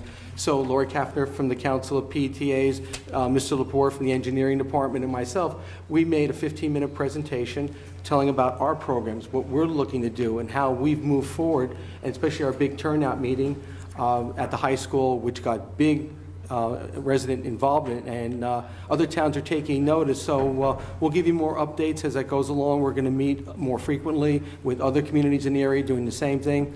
So we're really excited about that. So more news to come. Thank you. Councilor, I want to just follow up on the comments about the West Essex Highlands, just so the residents do know there is no application currently pending before the planning board, and in the resolution that would be presented to the council, it is certainly in conjunction with our master plan, and the recommendation always to preserve whatever you can. So, Yes, yes, Councilman. I have a quick question on that note, Councilwoman. I've been called by tenants that reside in that, in the Highlands as well. Do you know what's? I'm Yeah, sure me we too. all We've have. all been called. What's leading to a lot of this talk? ready that, to come back, but there is no application currently on file. But do you see an application coming forward soon? But West Essex Highlands, Sure. yes, there. Absolutely. As council has been advised, this matter has been in litigation for many years. Right. Richard Trank, town attorney. Sure. There was a dismissal of the litigation without prejudice, premised on a concept plan. The concept plan is still, I'll use the word embryonic, and the bottom line of the story is they've challenged our tree ordinance, they've challenged our rezoning of that site, and again, because it does involve litigation and potential litigation, we've discussed it with council. I know Mr. Northgrave discussed it in executive session, and we are waiting to see if the residents and neighbors of West Essex Highlands and if the potential developer have some consensus of that before it's presented. But nothing has been filed formally. And we're waiting to get some input from them as to, I'm hoping, in all honesty, what I've urged them to do is that the developer should meet with the condo board and with all the residents up there in an open meeting and present whatever their concept is. As you will recall, they've sought applications, because this goes back 10, 15 years, that could be up to, they believe that the concept always was another West Essex, the Highlands, would be built on the back part. Right. We've obviously vehemently opposed that. There have been numbers all the way from 136 in that a single family, obviously, project. What the main concern of the administration has always been, and it's come from former councils and current councils, is we can't do anything on that slope. It is a steep slope. I'm not going to define what that means as a legal matter, but as a practical matter, we know we can't do anything on that slope because it will dramatically impact the Mayfair area and that whole area. So that's off limits from an administration point of view. Beyond that, again, the residents of that community have spoken formally and informally and are continuing to listen, we hope, because they should, just like you should. And we're hoping that when we eventually come to you or they go to the appropriate board, there'll be some consensus. But it's still a work in progress. Over this weekend, I know I communicated with Mr. Northgrave to see where it was at. I think there's been some delays for various reasons. I can't really tell you all of them. But I know we've indicated we're ready, willing, and able. I was surprised to hear about discussion before the open space group because I was hoping there'd be a discussion. Because we know at the end of the day, whatever you want to say that property is worth, as Councilman Kukoviac says, it's a huge swatch of land. The cost going back, and our appraisals became open to the public after various litigation, were somewhere between $20 to $30 million, okay? Bottom line is, there is no ability of this township to finance any attempt to acquire that property. That is not going to be an ability of this administration on any way, shape, or form. And the bottom line is the developer has indicated no interest in selling it consensually. So condemnation is not an option for this town. So again, having said that, let's see where it goes, recognizing that this is extremely important to the neighbors. Thank you so much. Thank you, Mr. Trank. Keep you posted. Yep. Yes, Councilwoman. Well, just to Richard's point, that's exactly what happened, 12 years ago, I guess it was, when they did present their plan.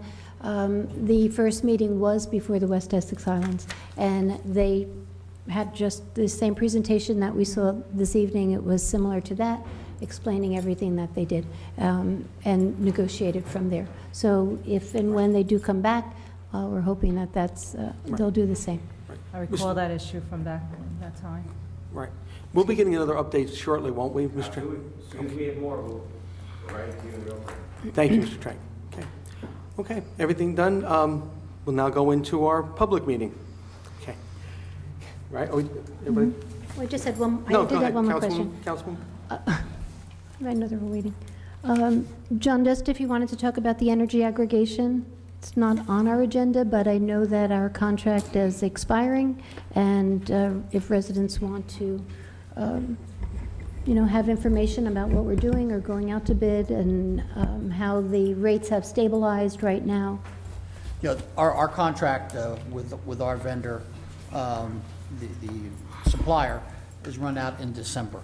And therefore, from that point forward, residents within the program will be transferred back to PSE&G and their current rates. Our vendor looked at the market at this point in time, and it seems that our contract expired after 21 months, most likely because the vendors understood that the pricing would be going up during the winter, and they didn't want to guarantee pricing during that period. And any attempt to go out to bid at this point in time would probably not result in any savings, according to our professional.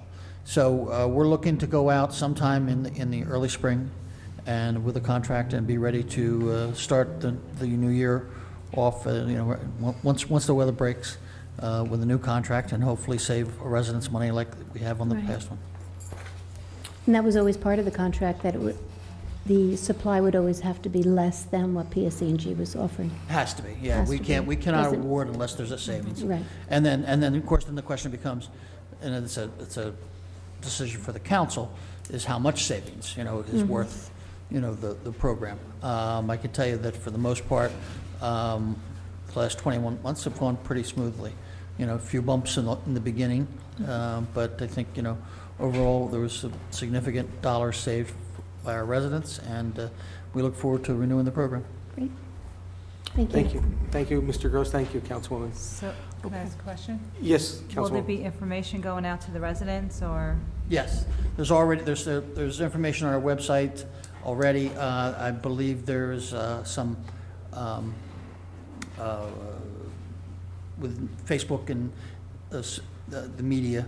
What happens if you just get a bill in the mail? Are you getting anything in your? Am I sorry? What happens if you just have a bill in the mail of a resident who aren't on Facebook or don't, look at the website? Will they get a notice in their PSEG Their bill? PSE&G bill itself will show that they're going from Constellation back to PSE&G, so there'll be notification on there as well. But in the bill, but it will be a separate letter I that do they'll not receive, believe, so I they're don't on believe notice? PSE&G will, their notification is through the actual, what they print on the bill itself. Okay, so they have to make sure they read their bill. Yes. Okay. Okay. Yes, sir. Yes, Councilman. Obviously, the end of the contract and what typically happens in the winter isn't coming as a surprise to anyone. Was there any reason why we didn't sort of start looking earlier so that we could actually do a bid process before the contract ran out? I'm sorry, I guess maybe I didn't make that clear. We originally, we were looking for a 24-month contract. We didn't get any bidders at 24 months. We got bidders at 21 months, so they terminated now. Our professionals took a look at this period of time and said that if we went out right now to try to dovetail to the end of this, the rates would be higher, not lower, and that we would not be able to get a savings for the residents. So, the decision is made to move out into the spring, where we believe we should by then be able to get some kind of savings for the residents. Right, I understood what you were saying. I just was asking whether, because we knew that this was going to be ending in December, why we wouldn't have gone out earlier in the year, say in August or September. Well, it has to dovetail. You have to dovetail to where your contract is. You can't prematurely end the contract. So you'd have to go out for a bid right now when the prices are increasing. And our professionals have indicated they could have done that, but they've indicated that they did not believe that would be in the interest in the residents, because the pricing is on the rise, not on the drop. Right. But of course, as you know, in the summer, that's when the rates are low. That's why I was asking. But they're not. Perhaps they wouldn't be bidding on summer rates. They would be bidding on starting with the winter rates, which would be higher, and those rates don't fluctuate during the contract. Right. I understand. I thought you were just going to say you can't bid in July or August for a supply that's going to start in January the following year because there's too much lead time. That's what I recall. That's also true. That's what I thought. But that you were wasn't gonna say. the driving factor. Okay. The driving factor is the reason that there's a gap is because of inclining rates.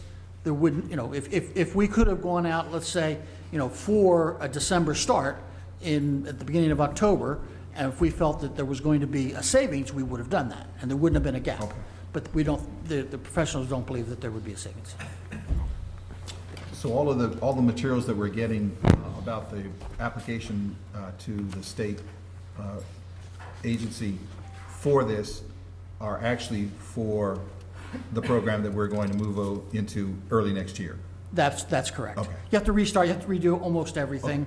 A lot of that was quite frankly was like generic responses from the BPU as we got a number of years ago.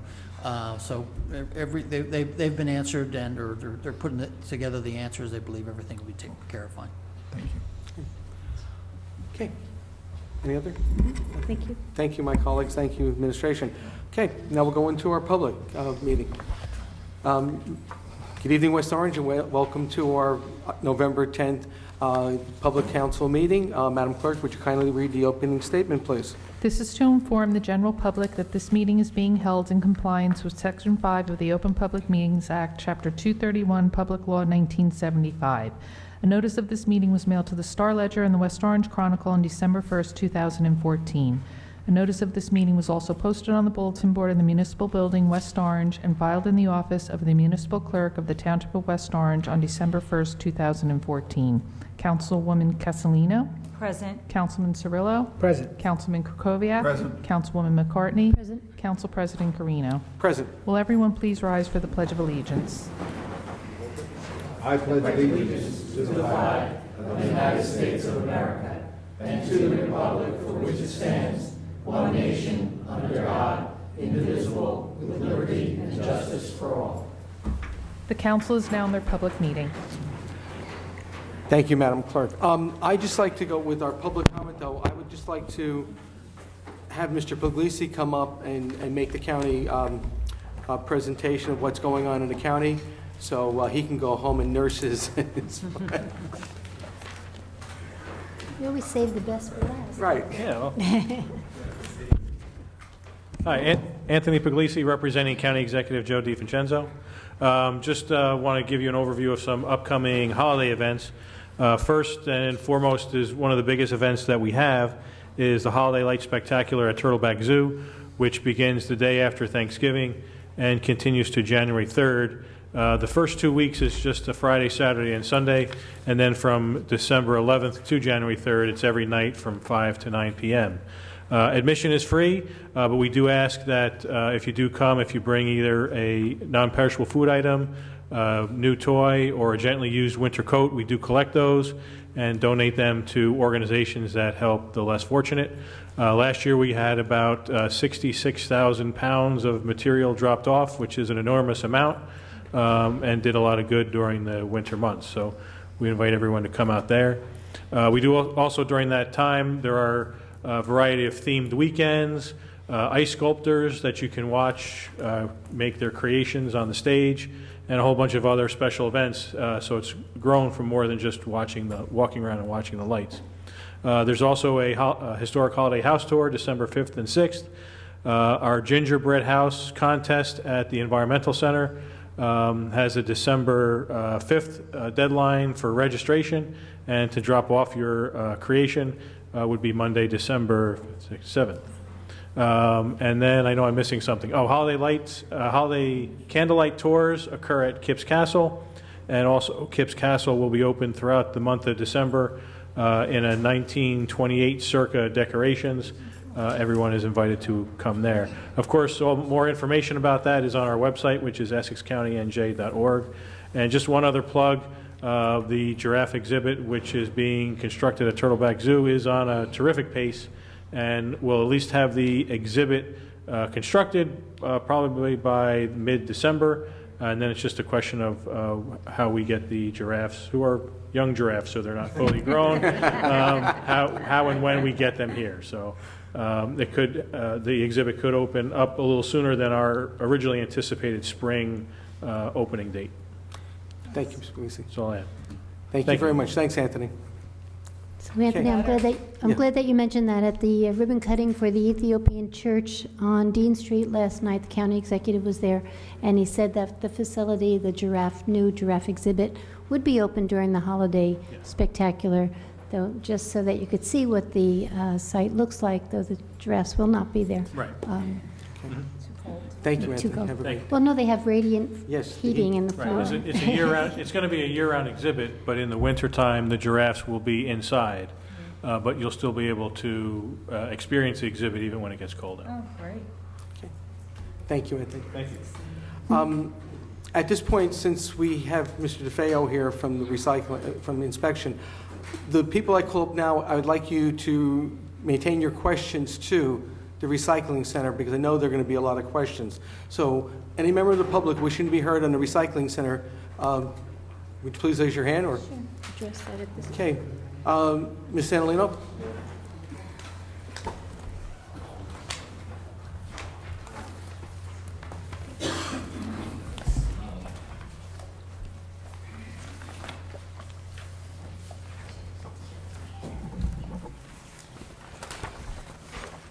Good evening.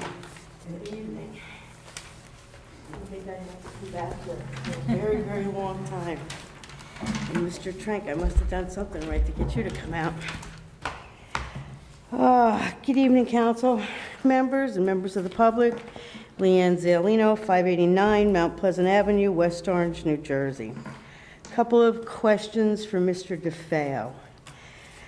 I've gone through about 9 of your compliance reports.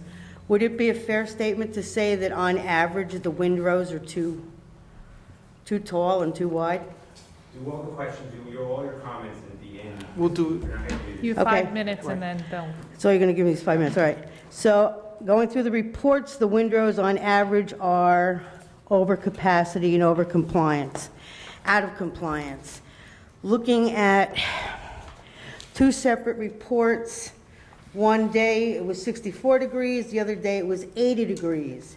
I don't understand how the average temperature of the windrows can be exactly 135. Not 136, not 134, but exactly 135. One was June 29th, 64 degrees out. This one's July 18th, 80 degrees out, but temperature never changes. I don't understand how that happens. There is outstanding notices of violations from the DEP for failure to operate in a consistent manner with the protection of the public health and the environment, specifically excessive amounts of dust prevalent blowing off the site. We are having that problem again. We are also having odor problems.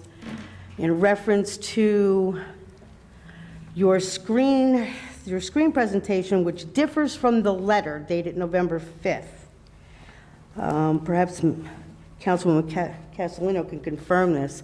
I bought my house in 2002. The trees were there when I bought my house. So I don't know how the vendor who took over in 2004 is responsible for trees. Air filtration system, a little small air purifier for my living room. If that's a whole house air filtration system, so be it. That was 11 years ago and it's dead. Noise issues, I have them, but not nearly as impacted as Summit Street. Basically, looking at all the reports between Mr. DeFeo, who does do an excellent job. No one's disputing he doesn't do an excellent job. However, you have inconsistent problems with odors. You have inconsistent chronic problems with overage at the site. The Class B materials go up and down. Mr. DeFeo's own reports state the operator maintains computerized daily logs of all in and outbound material. However, the operator has indicated that they're having problems with incompatible data systems, thus the reports have been difficult to obtain. That exact statement appears in 9 reports. So I'm not sure how we can verify volume is within the limits for the site, 8,112 cubic yards, facility in compliance based on operator data. If 2 paragraphs up you say that the guy's system isn't working and it's not compatible, how do we know what the operator's data is? I guess it goes back to being a good neighbor. Yes, the site has improved. No one's going to dispute that. And can it be better? Yes. You have to keep the odor complaints down. You just have to. And I'm not sure how you're going to do that. As for why none of them have been verified, I will tell Mr. DeFeo the same thing that I've told the mayor. I'm retired now. I couldn't make a verified odor complaint in the daytime because I wasn't home. In order to have a verified odor complaint, you have to stay home and wait for the inspector to come to your house. Well, now I'm home. Now I can wait. My neighbor's here. I don't know if he's left, but he was here. He's got the same problem as me. So I'm sure he'll come up and address them. So that's all I got. Thank you. Thank you. Okay. Is there anyone else wishing to be heard on the recycling center? Do you want to be heard on the recycling center? Can we do another comment later, or is it? No, this is it. Okay. Okay. Yes, Ms. Morelli. I want to talk about this and I want to talk about something else. Do I have to sit down and get up? No, 5 minutes, you can come up and talk about everything you like. Yeah. Okay.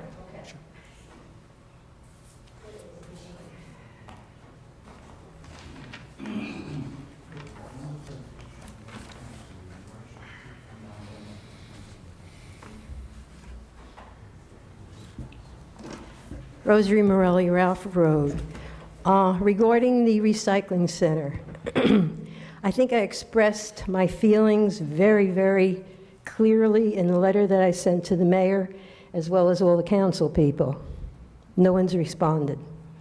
That's a disaster. Wait, I sent out emails. Nobody got them? No. I sent one to Not you. received. I sent one to the mayor. No. No. Did not. Did you get one? No.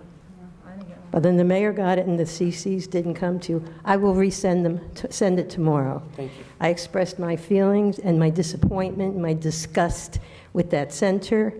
It was a debacle before they did fix it. I did go there on a regular basis. I now participate in the curbside pickup, so I haven't been down as frequently. But when I've gone there, there are fewer people that go, so obviously, or it's to be expected, fewer people going there, there would be less garbage, whatever.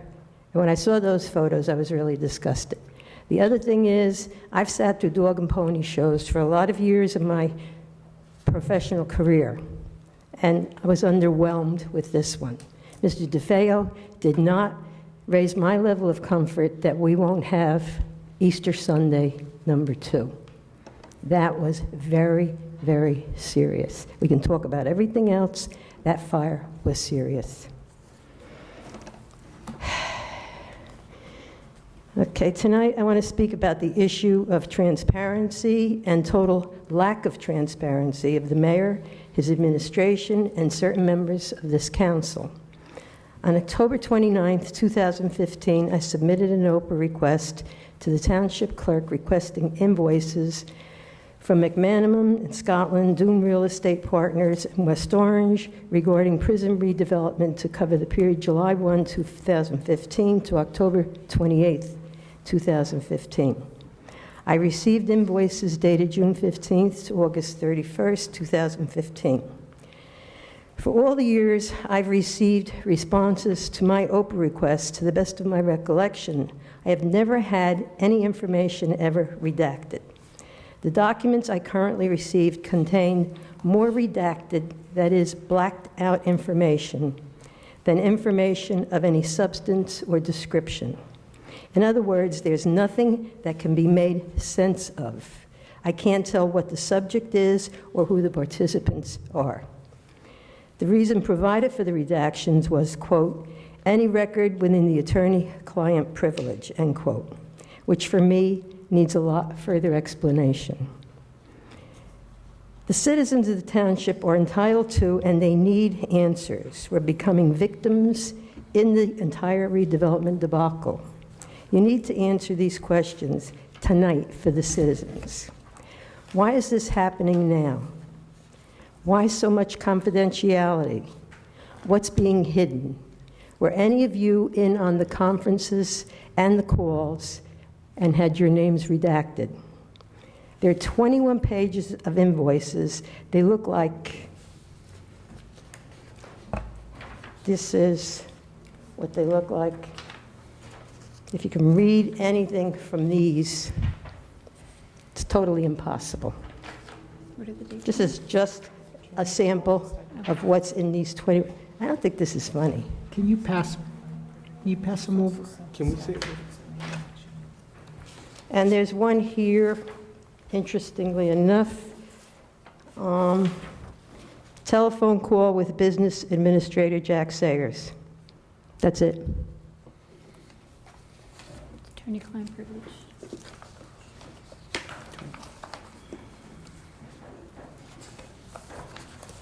I need these back. Let me get through these. Okay, why don't you just look at these few and then I'll give you more. We'll circulate the complete packet to the council first thing in the morning. Karen, you can email it out? We have a holiday tomorrow, Thursday morning. Yeah, Thursday is one of the holidays, but we'll get it to you, and I'll be glad to respond if you're done with this. That's exactly what it's very simple. Okay, Art McMiniman and Scotland working for us. Shouldn't we know what they're doing? For your information, I submitted another Oprah on November 9th for a copy of the resolution authorizing the hiring of McManum and Scotland to be counsel for the Redevelopment Council. As to confidentiality, at the last council meeting, Mr. Diaz and Ms. Credito repeated... Your time is up. May I finish this last couple of sentences? Finish your sentence, Thank you. Ms. Rowley. I repeatedly responded to all your questions that the information was confidential or the documents are in escrow. And you accepted those responses without asking why, as well as asking any other questions. Would you call that doing due diligence? I sure as heck could not. Thank you, and thank you for the time, Mr. Guarino. Thank you. Is there any further comments from the public on any topic now, or? Yes, Mr. Meyerowitz.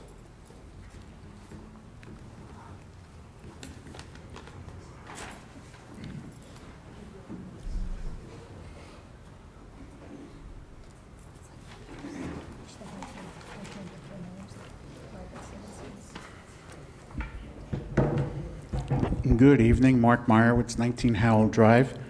A few years ago, the council passed, in a rush, some program where they were going to lease equipment for police cars, or it was going to help increase the number of tickets that the township would gain revenue on, and it was passed very quickly, and I haven't heard any follow-up. Was this program still in existence? Was it a success? Was it not a success? Did it work out? So I'd like to find out. I think you know what I'm referring to. I don't remember the name of it. E-ticketing. E-ticketing. E-ticketing? Okay, fine. So if you could let me know what's happening with the e-ticketing, or if it's still available. At the last meeting, Council President, you made some remarks about West Orange banks that I found to be very troubling. You said that the banks in town are doing very well, and you wanted them to do more for the community, which sounds nice, and you said you were going to bring in some kind of organization, or you're going to work with some kind of organization to get concessions from the banks? No. No, sir. There was something about banking. No, sir. Finish your comment, please. All right. Well, I know I heard something, so, but however, I would say that if the banks in West Orange are doing well, that's a wonderful thing, and we want to encourage businesses to come into West Orange and not be punished for being successful. And I know especially the Downtown Alliance really wants the township to have a reputation for being business friendly, and anything that could put a chill on that would not help the Downtown Alliance meet their goals. And I know you want them to be successful, so I would be very careful about bringing in or tampering with the banking system or the banks in West Orange. And I know you did say something about it, because I'm not completely crazy. And also with the presentation that was given tonight, I don't know why, if the presentation is meant to inform the public, why the public can't ask questions during the presentation. You have basically two meetings tonight. You have town council and you have the presentation. So why should, you know, if someone has a lot of opinion or a lot of comments to make, why should it be squeezed into just one 5-minute segment? You know, it doesn't seem right that the town council can go on and on and on and on and start an hour late, which I find, you know, not to be great, but the citizens of the township are given a secondary role. And I'd like to remind the council that the council and the administration and the mayor and the attorneys and everybody here, you work for the citizens of West Orange, and it's not the other way around. This should be for the benefit of the citizens and not for the benefit of the council itself. Thank you.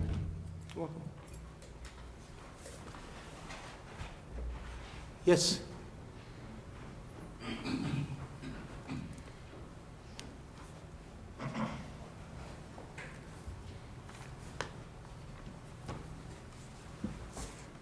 Good evening, Claire Silvestri, 20 Grandview Avenue.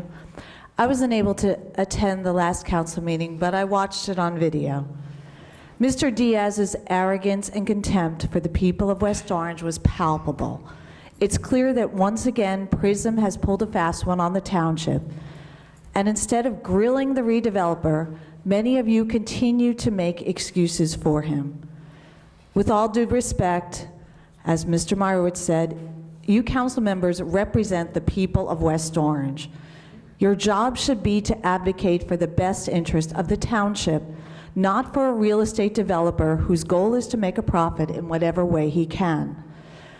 I winced when I heard Councilwoman McCartney express sympathy for Mr. Diaz. It's his business to take calculated risks on real estate investments.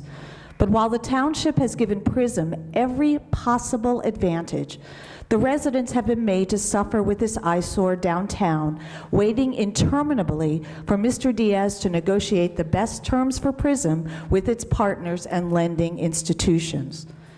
And now this new wrinkle. The legislation rushed through at the August 11th meeting has yet to be executed. I was one of several residents who asked you at that meeting to table the legislation until we were provided with a presentation on all the changes to the redevelopment and financial agreements. I also asked for an explanation of the dozen or so specific changes to the 99-page document, and Councilwoman McCartney did direct Ms. Credidio, the redevelopment attorney, to do so. However, she never did. Was one of the changes she failed to mention language stipulating the documents would not be executed and ownership passed to the new partnership until the closing of a $70 million construction loan? At the last council meeting, several members indicated that they had known the new agreements would not be executed until the construction loan was obtained, including you, Council President. However, reviewing the video of the August 11th meeting, I couldn't find a hint from anyone, Ms. Credidio, Mr. Cohen from PRISM, Mr. McCann, the attorney for Dune, and certainly not from any of the members of the council or administration, that these documents would not be executed immediately. In fact, when pressed about getting the $70 million loan in time to begin construction by September 30th, Mr. McCann stated there were ongoing discussions with a lender or lenders with relationships with the new redeveloper, and it was anticipated those relationships would bring about the financing in the time requested. So I ask you, Council President, and other members of the council, when exactly and how did you know the August 11th legislation would not be executed immediately? Do you recall, Council President, that at that meeting you said, quote, everybody wanted a new developer. Well, now you've got a new developer, unquote, when speaking about Dune. But the fact is, we don't have a new developer. We didn't have one on August 12th, and we don't have one until such time as PRISM can get its $70 million loan. Finally, I have a question for Mr. Sayers. At the October 11th meeting, Mr. Sayers seemed unprepared to provide a status report on redevelopment, even though I later found out in an October 15th West Orange Chronicle story that you, Council President, had indicated you were going to ask the administration for more information at the meeting. And while Mr. Sayers delivered the surprising news that the administration had recently sent out a default letter regarding non-payment of taxes to the new redeveloper, unquote, he had few details about the letter because he said he hadn't actually seen it.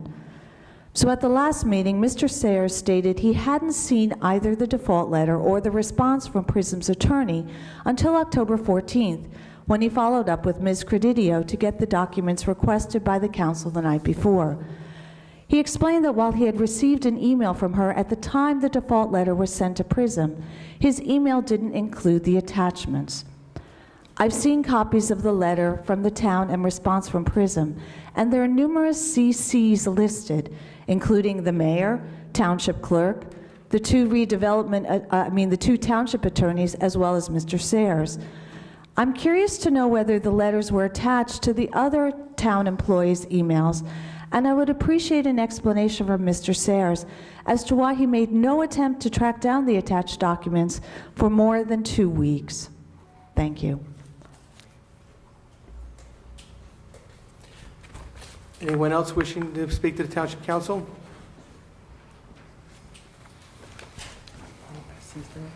I want to see this.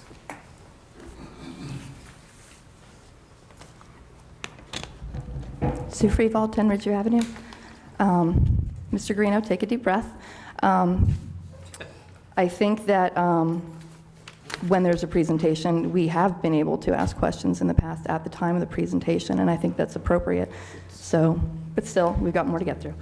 I would also like to know when, I know, Ms. Castellino, you were late to the party, but when did you know the August 11th documents were in effect and there was no September 30th deadline?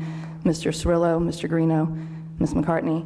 And keep in mind that when you go back over the video and the various articles that have been in place since August through now, if you say that you knew all along, that creates a problem because you didn't indicate that to the public. So either you deliberately deceived the public or you also didn't know.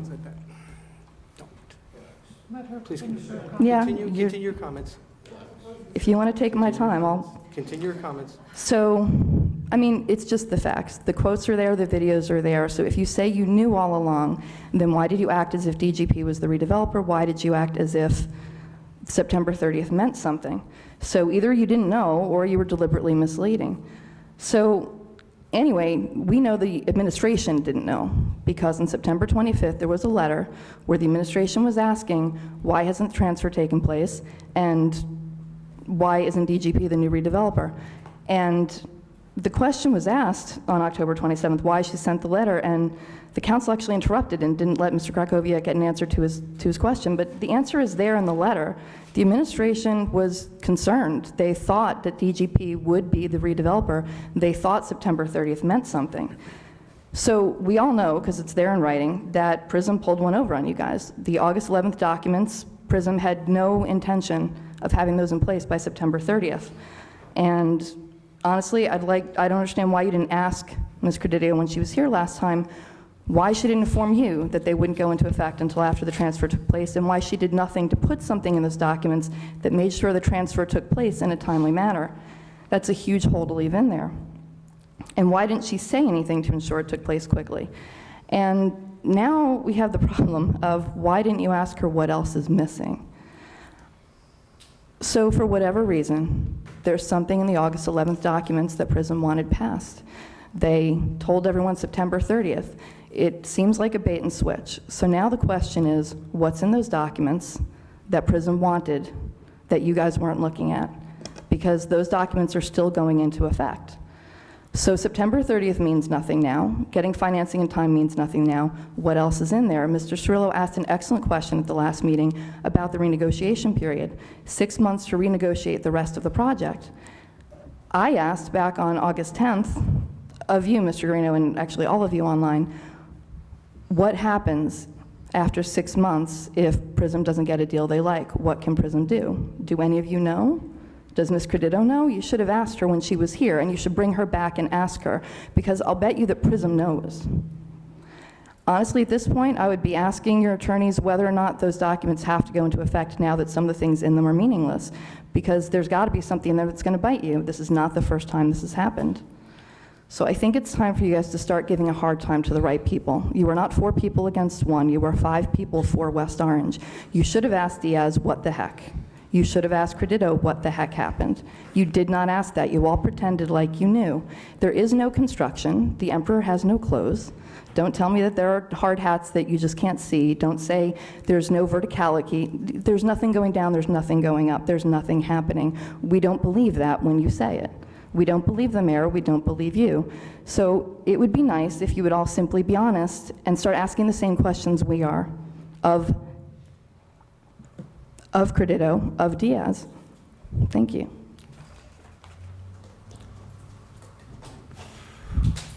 Is there anyone else wishing to speak to the Township Council? If not, I close public comment. I open comment to my council colleagues. Councilwoman McCartney. You know, I kind of agree with Mark and Sue Freevold about the presentation. I think when the screen was up, I think that really would have been a nice time to have our discussion.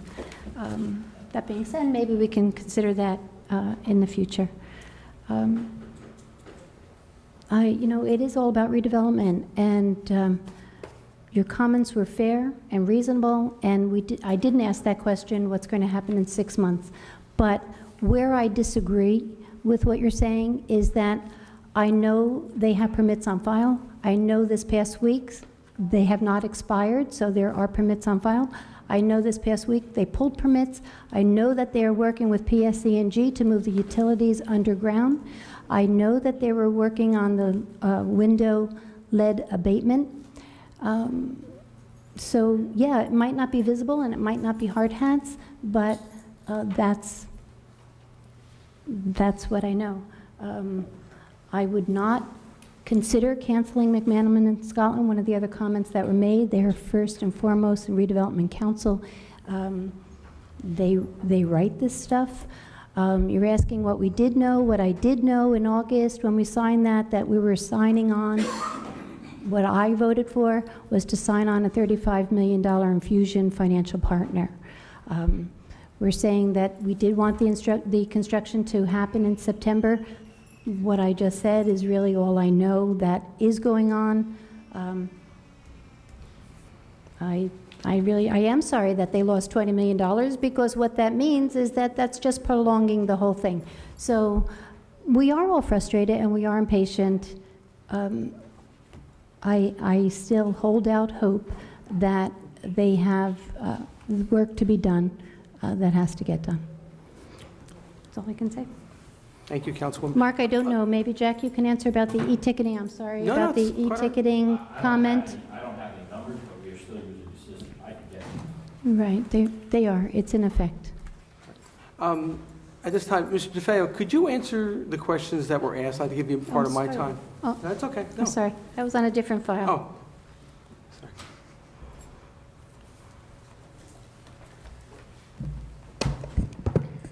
Mr. President, yes, I can try and answer some of these. The first question pertaining, as I have it written down, was pertaining to air temperature versus windrow temperature. It's a rather complicated answer, but I'll be brief. The air temperature is irrelevant to the temperature of the windrow.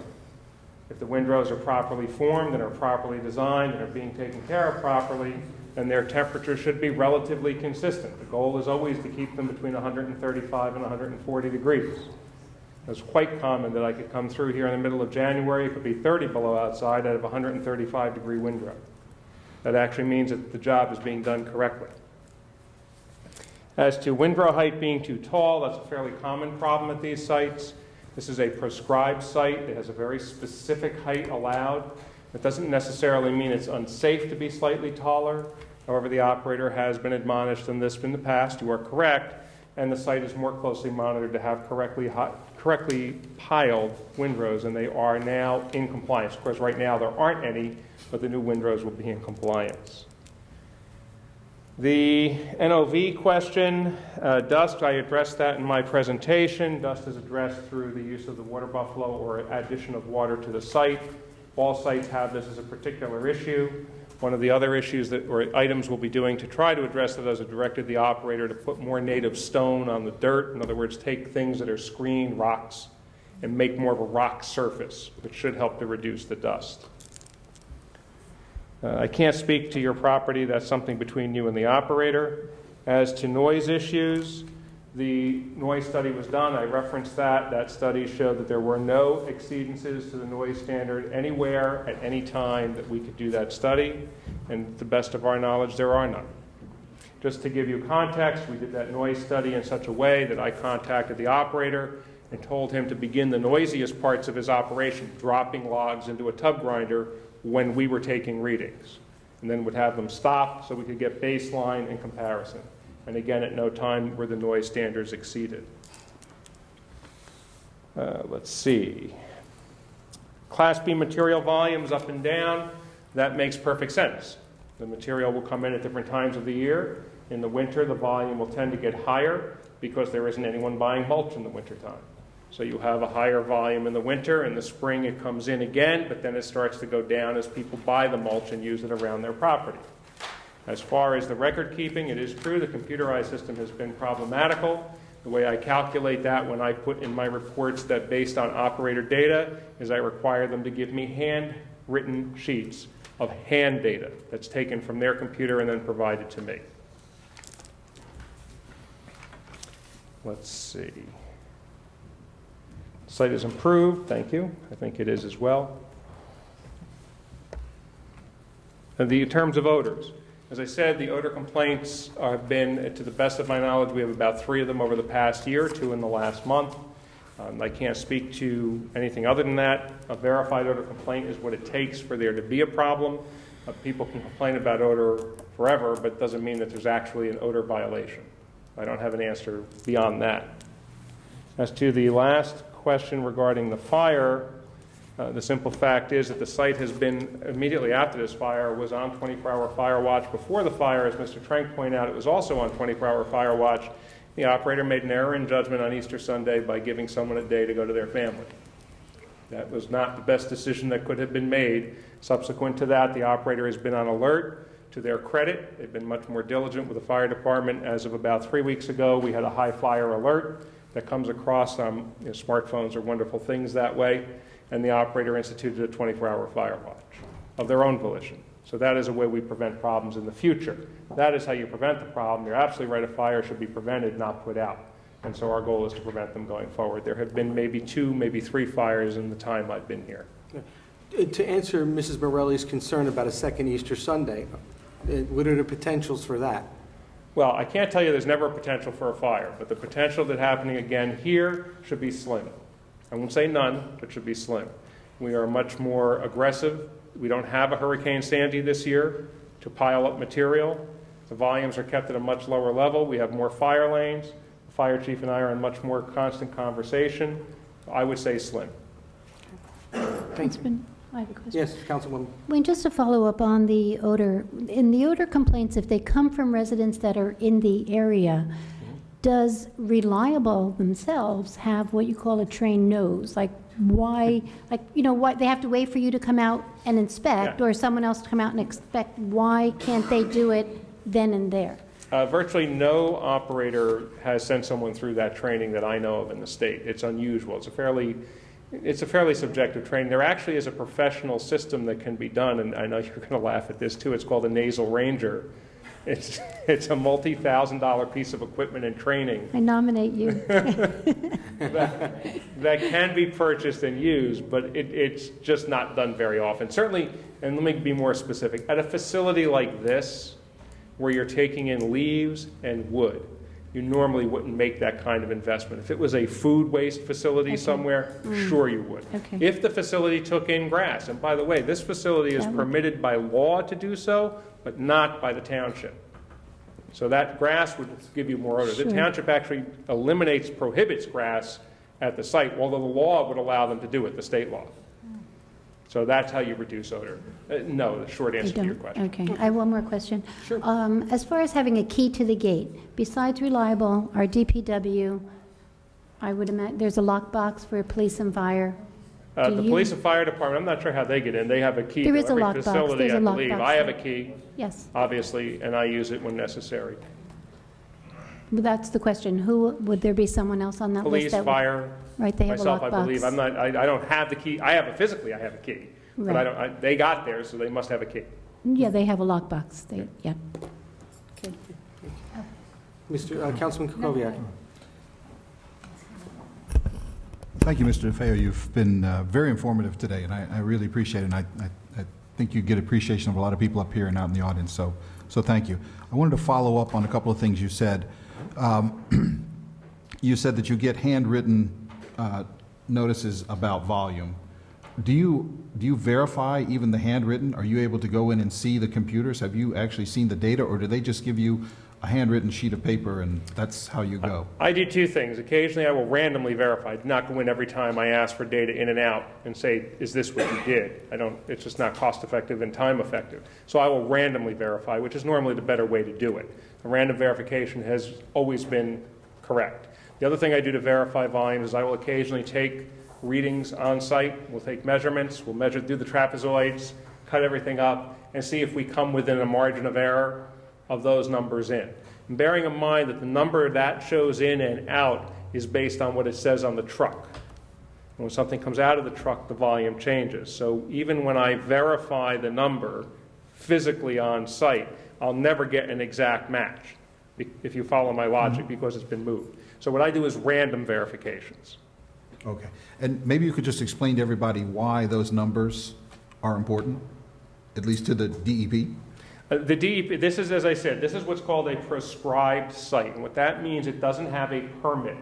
It's called an exempt facility. It is an exempt facility because it doesn't require a permit from the DEP. But because of that, there are very specific standards in terms of volume.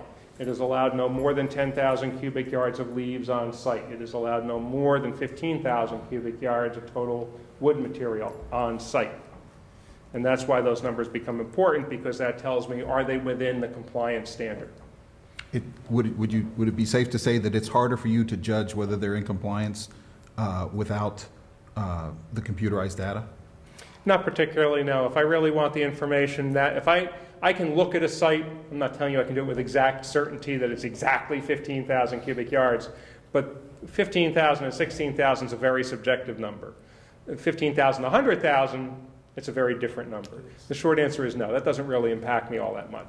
I would like it. It'd be easier, but I can deal with it. I've been on the council for 5 years, reading a lot of your monthly reports. I recall that this problem with the incompatibility of the IT systems has been going on literally for multiple years. That's correct. Would you happen to know how long that's been going on? I don't know exactly. I know there was a problem between this operator and the prior owner of the company, and as it was explained to me, and I can't attest to it in any great certainty, the prior owner, for lack of a better term, didn't give them the information they needed to convert to the new system. So there's been some ongoing internal problem. It's been a while, I would guess. I couldn't tell you exactly how long. If they don't have computerized records, is that compliant with state law? It's irrelevant to state. The regulation says they have to have records. It doesn't say how they have to keep a record. And before we had computerized logs, we just did it in not we, but operators did it in a ledger book, just like we kept our accounts in green ledger books. And we can't make them...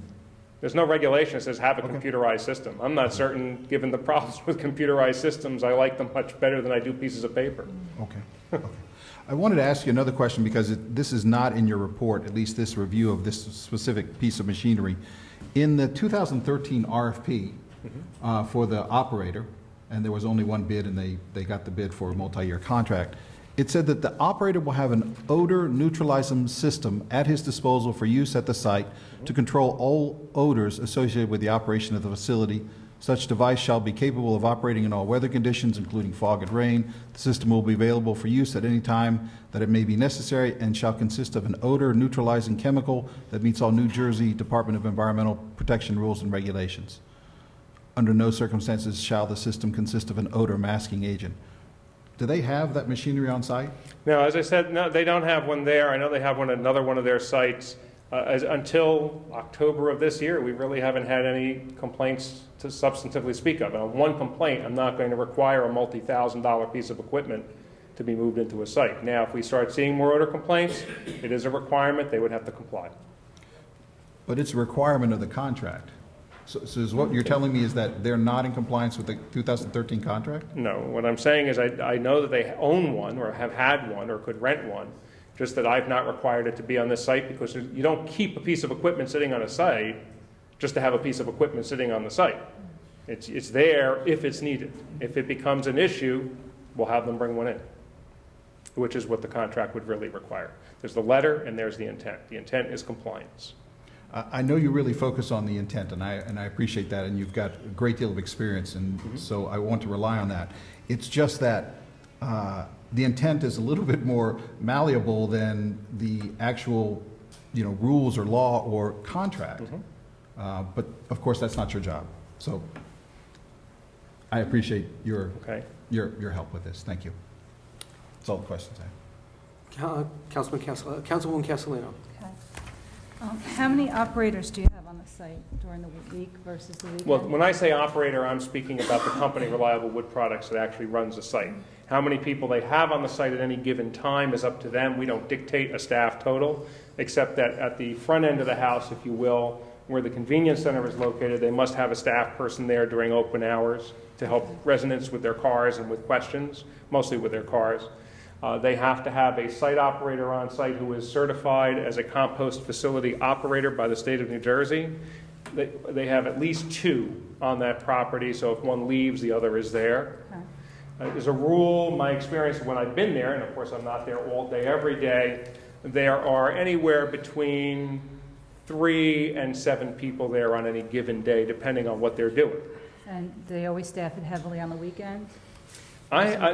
We go there mostly on Sundays to inspect, when it's to make sure they're not there.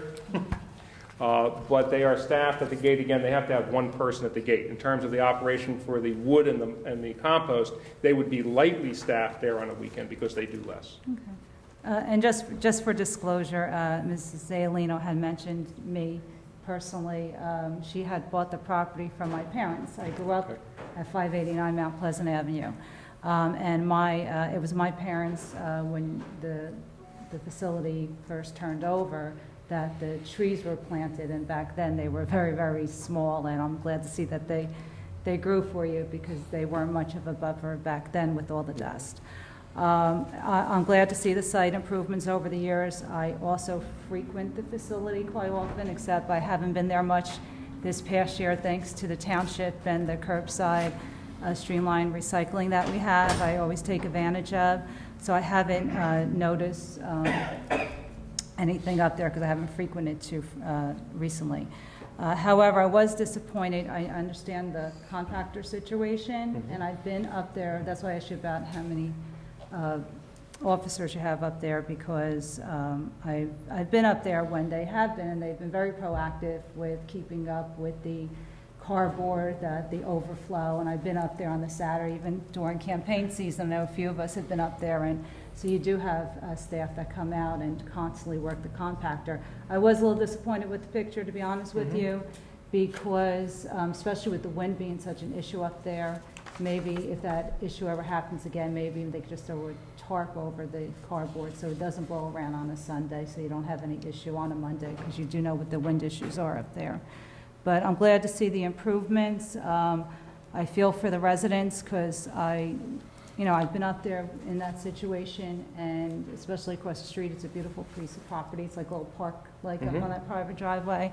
My kids grew up riding bikes up and down there. I never had to go to a park because it's a park-like situation, but the smell is bothersome, and I could understand. But again, I always saw the big issue up at that site being the wind.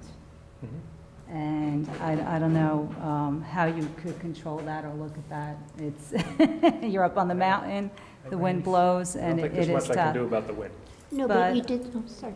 But you did say that when the wind shifts, they have to shut down. Yeah, they have a windsock to give them wind direction. Yeah, no, I get all that, and I appreciate all that you've been doing up there. I do see the vast improvements, and I'm glad they haven't had to come out up until this recently. And I hope the communication keeps continuing, but I'm glad to see the improvements, and I also thank the residents for coming out, because I know I have experienced the inconvenience of the site in the past. Okay. I have a quick question. If the recycling center wasn't there, and there was no place to drop off cardboard, resident cardboard and newspapers, where would it go? How would it be disposed of? Well, the convenience centers is something we recommend. There are two parts here. You have the wood and compost, and you have the convenience center.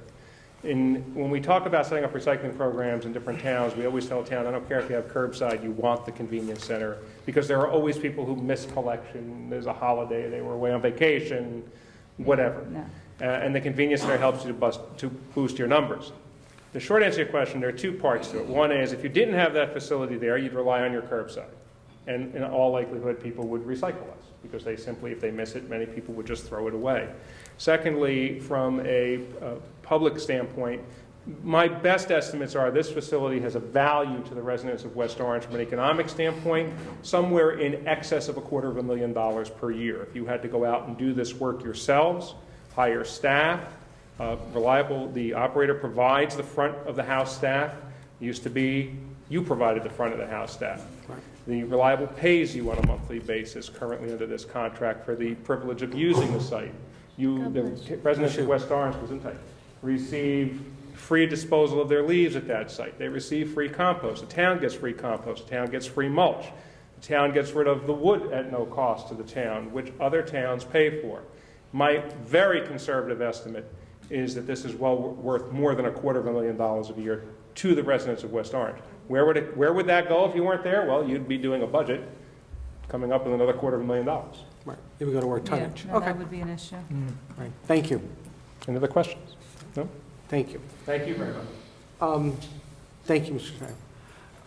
To answer Mr. Meyerowitz's question, what I mentioned at the last council meeting is that the county government was passing, and actually did pass, one of their ordinances to require banks to look more in their communities, to put more investment back in the communities where business is done, not forcing them to do things that they don't want to do. It's something that it's a quality of life thing. You know, our residents deposit in these banks, they give to these banks, and we're just asking, and what the ordinance was asking, just to give back to the community. Yes, a lot of the banks in our township do give to our local recreation programs and that, but I've heard them say, you know what, well, what are we getting? So, you know, you don't give to ask what you're going to get.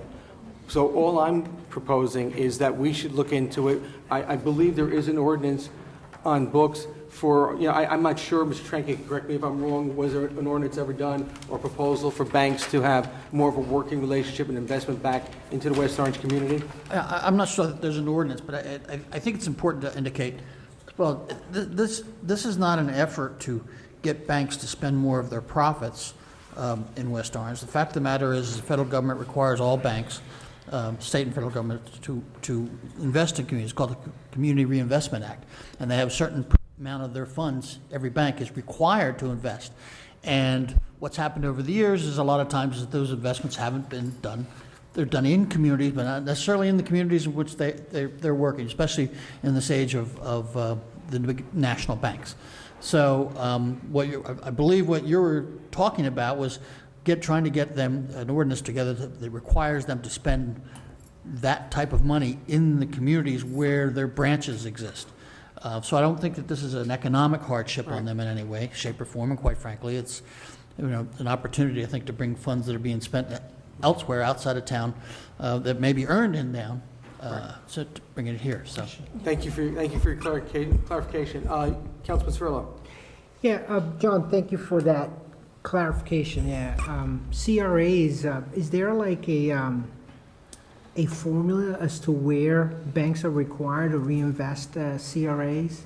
Yeah, there's. Do you think our township? I was actually involved in banking in the 80s, and I don't remember all the details of it. Right. But there's basically there's a certain circles of radiuses which you have to do that. Mm-hmm. But because of the proliferation and the consolidation of the big banks, those circles are pretty wide, and they're not necessarily, you have profits that'll be generated here, but they get attributed to perhaps the home office. Sure. So so it's possible the CRA compliance is being done elsewhere for institutions that operate in this Sure, town. could be. Sure, That's could your be. point, yeah.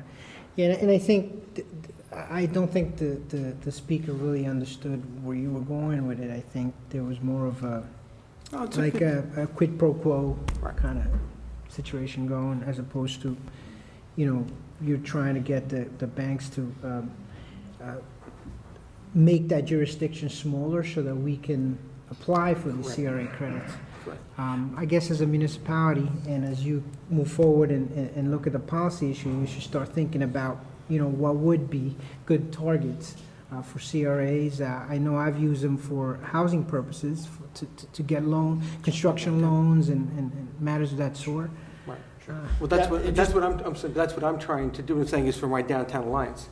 I mean, we're seeing investment in the downtown alliance. I'd like to see continued opportunities for small businesses to have the opportunity to help our Main Street grow. We're seeing very positive moves, and that's what we're trying to do. We're not trying to stop people from doing business in West Orange. I think we're very business friendly. We've made it a point. We're just asking for that financial support and consideration, not making it And those funds are going to be spent. There's not, again, there's the question is where they're spent. Right. Councilwoman McCartney, you have I was going to say, I don't see that should be regulated by ordinance. I think that we have created quite a few partnerships and good relationships with our banks, and just with my experience on the chamber, we see so much reinvestment already in the community. Maybe we can introduce new programming or housing program with the banks, other things that we can introduce, but I wouldn't want to regulate the banks.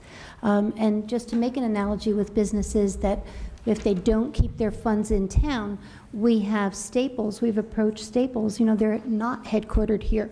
We have CVS, headquartered in Rhode Island, AMC Theater.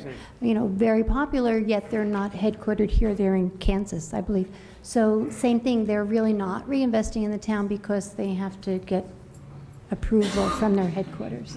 But I think we do have a nice relationship with many of our banks. And I know that we also have a resolution that comes out where the township deposits their money. And I remember years ago revising that list so that we can kind of spread the wealth, so that we are being fair to all the banks with the township money as well. Thank you, Councilwoman. We keep talking about PRISM. I don't know why we keep talking about PRISM as getting the financing, because they're not the developer. PRISM is not going for the financing. It's Dune Realty is going for the financing. So we keep saying PRISM, PRISM, PRISM. And I'm very disappointed in the lack of consideration that we get as a community. I'm disappointed that the project's not where it should be at this point in time. But we need to keep the record straight of who's going for what. PRISM is a GC, okay? Today, I was driving down Main Street. I saw people at the site. I saw surveyors working there. So there is stuff going on. It's not the construction I'd like to see. I like to see actual concrete, metal, and I-beams going up. That's what I'd like to see. I don't like the fact of the matter is that we're hiding something. That's the constant thing, and the most frustrating thing is that this council is hiding something, or the administration. It's offensive. People talk about being rude. Just from Ms. Morelli's point of view, when she gave me the copy of Robert's Rules and the analysis, it goes both ways. I don't like being accused of that we're hiding something, because I believe we're not. Could things be done better? Yes, things can be done better. I'd like to see things done better. But you don't have to be accusatory. You can make a comment, you can make a statement, but you don't have to be accusatory. You have to have respect. Like, we need to have respect for our citizens. We represent the 48,000 residents in this community. And the same thing goes that we need to be respected when people come here and make comments. I'd like to see it go more. Mr. Sayers and Mr. I wanted to follow up, Council President, on what your comment, which is directly consistent with the law. The concept, and I hope you all had a chance to glance at them, and we'll obviously email them out. And they're already on social media. When we responded on Friday to Ms. Morelli's, and we responded complete in accordance with Oprah. It was immediately posted on social media. That's great. I welcome everyone to look at it. Attorneys' bills are always redacted as to the communication. As Ms. Morelli quoted it, it says when there's a telephone call. So yes, it is absolutely correct that the administration and any one of you can talk to counsel. It's just like when attorneys come in and they talk in executive session.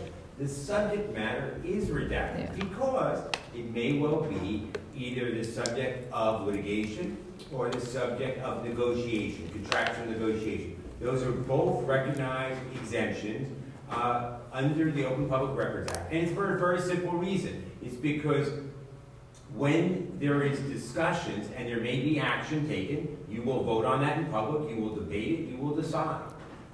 But the discussions leading up to that are protected for a very simple reason. If you decide to go left, right, or center, whatever way you want, you're not going to have the person on the other side sue or say, well, here's your strategy. Here's what Mr. Sayers said to Mr. Trank, or Mr. Trank said to Mr. Caves, or whatnot. And they laid out the options. Till you make a decision, until an action occurs, it's all attorney-client privilege. So again, we don't hide the fact, nothing is redacted as the amount of time, as to who was involved in, but where it says telephone call with Business Administrator Ray, should the letter go out of default concerning non-payment of the third quarter real estate taxes? That topic is not an action. That's just Mr. Sears wants to know X or Y or Z, and I don't even know if that's on any bill because it couldn't be any bill you have because it hasn't occurred. But that is attorney-client privilege. It's the very nature because it's the discussion. The action is never redacted. So again, when Ms. Morelli says she's disappointed about that attorney-client bills are redacted, it's been going on since before any of us were in this room. It is the way the law is set up, and it is for the fairness to let everybody get input. But when an action is taken, when that letter is sent out to a third party, subject to Oprah, you get it, everybody gets it. People can agree, they can disagree, I respect that. But the fact that a legal bill is redacted, every legal bill is redacted. So again, if someone wants to point to a particular entry, and if Ms. Morelli, this went to her on Friday, if she has a comment that says, well, I think this one's too broad, then obviously she can follow up with us and we'll respond to her immediately.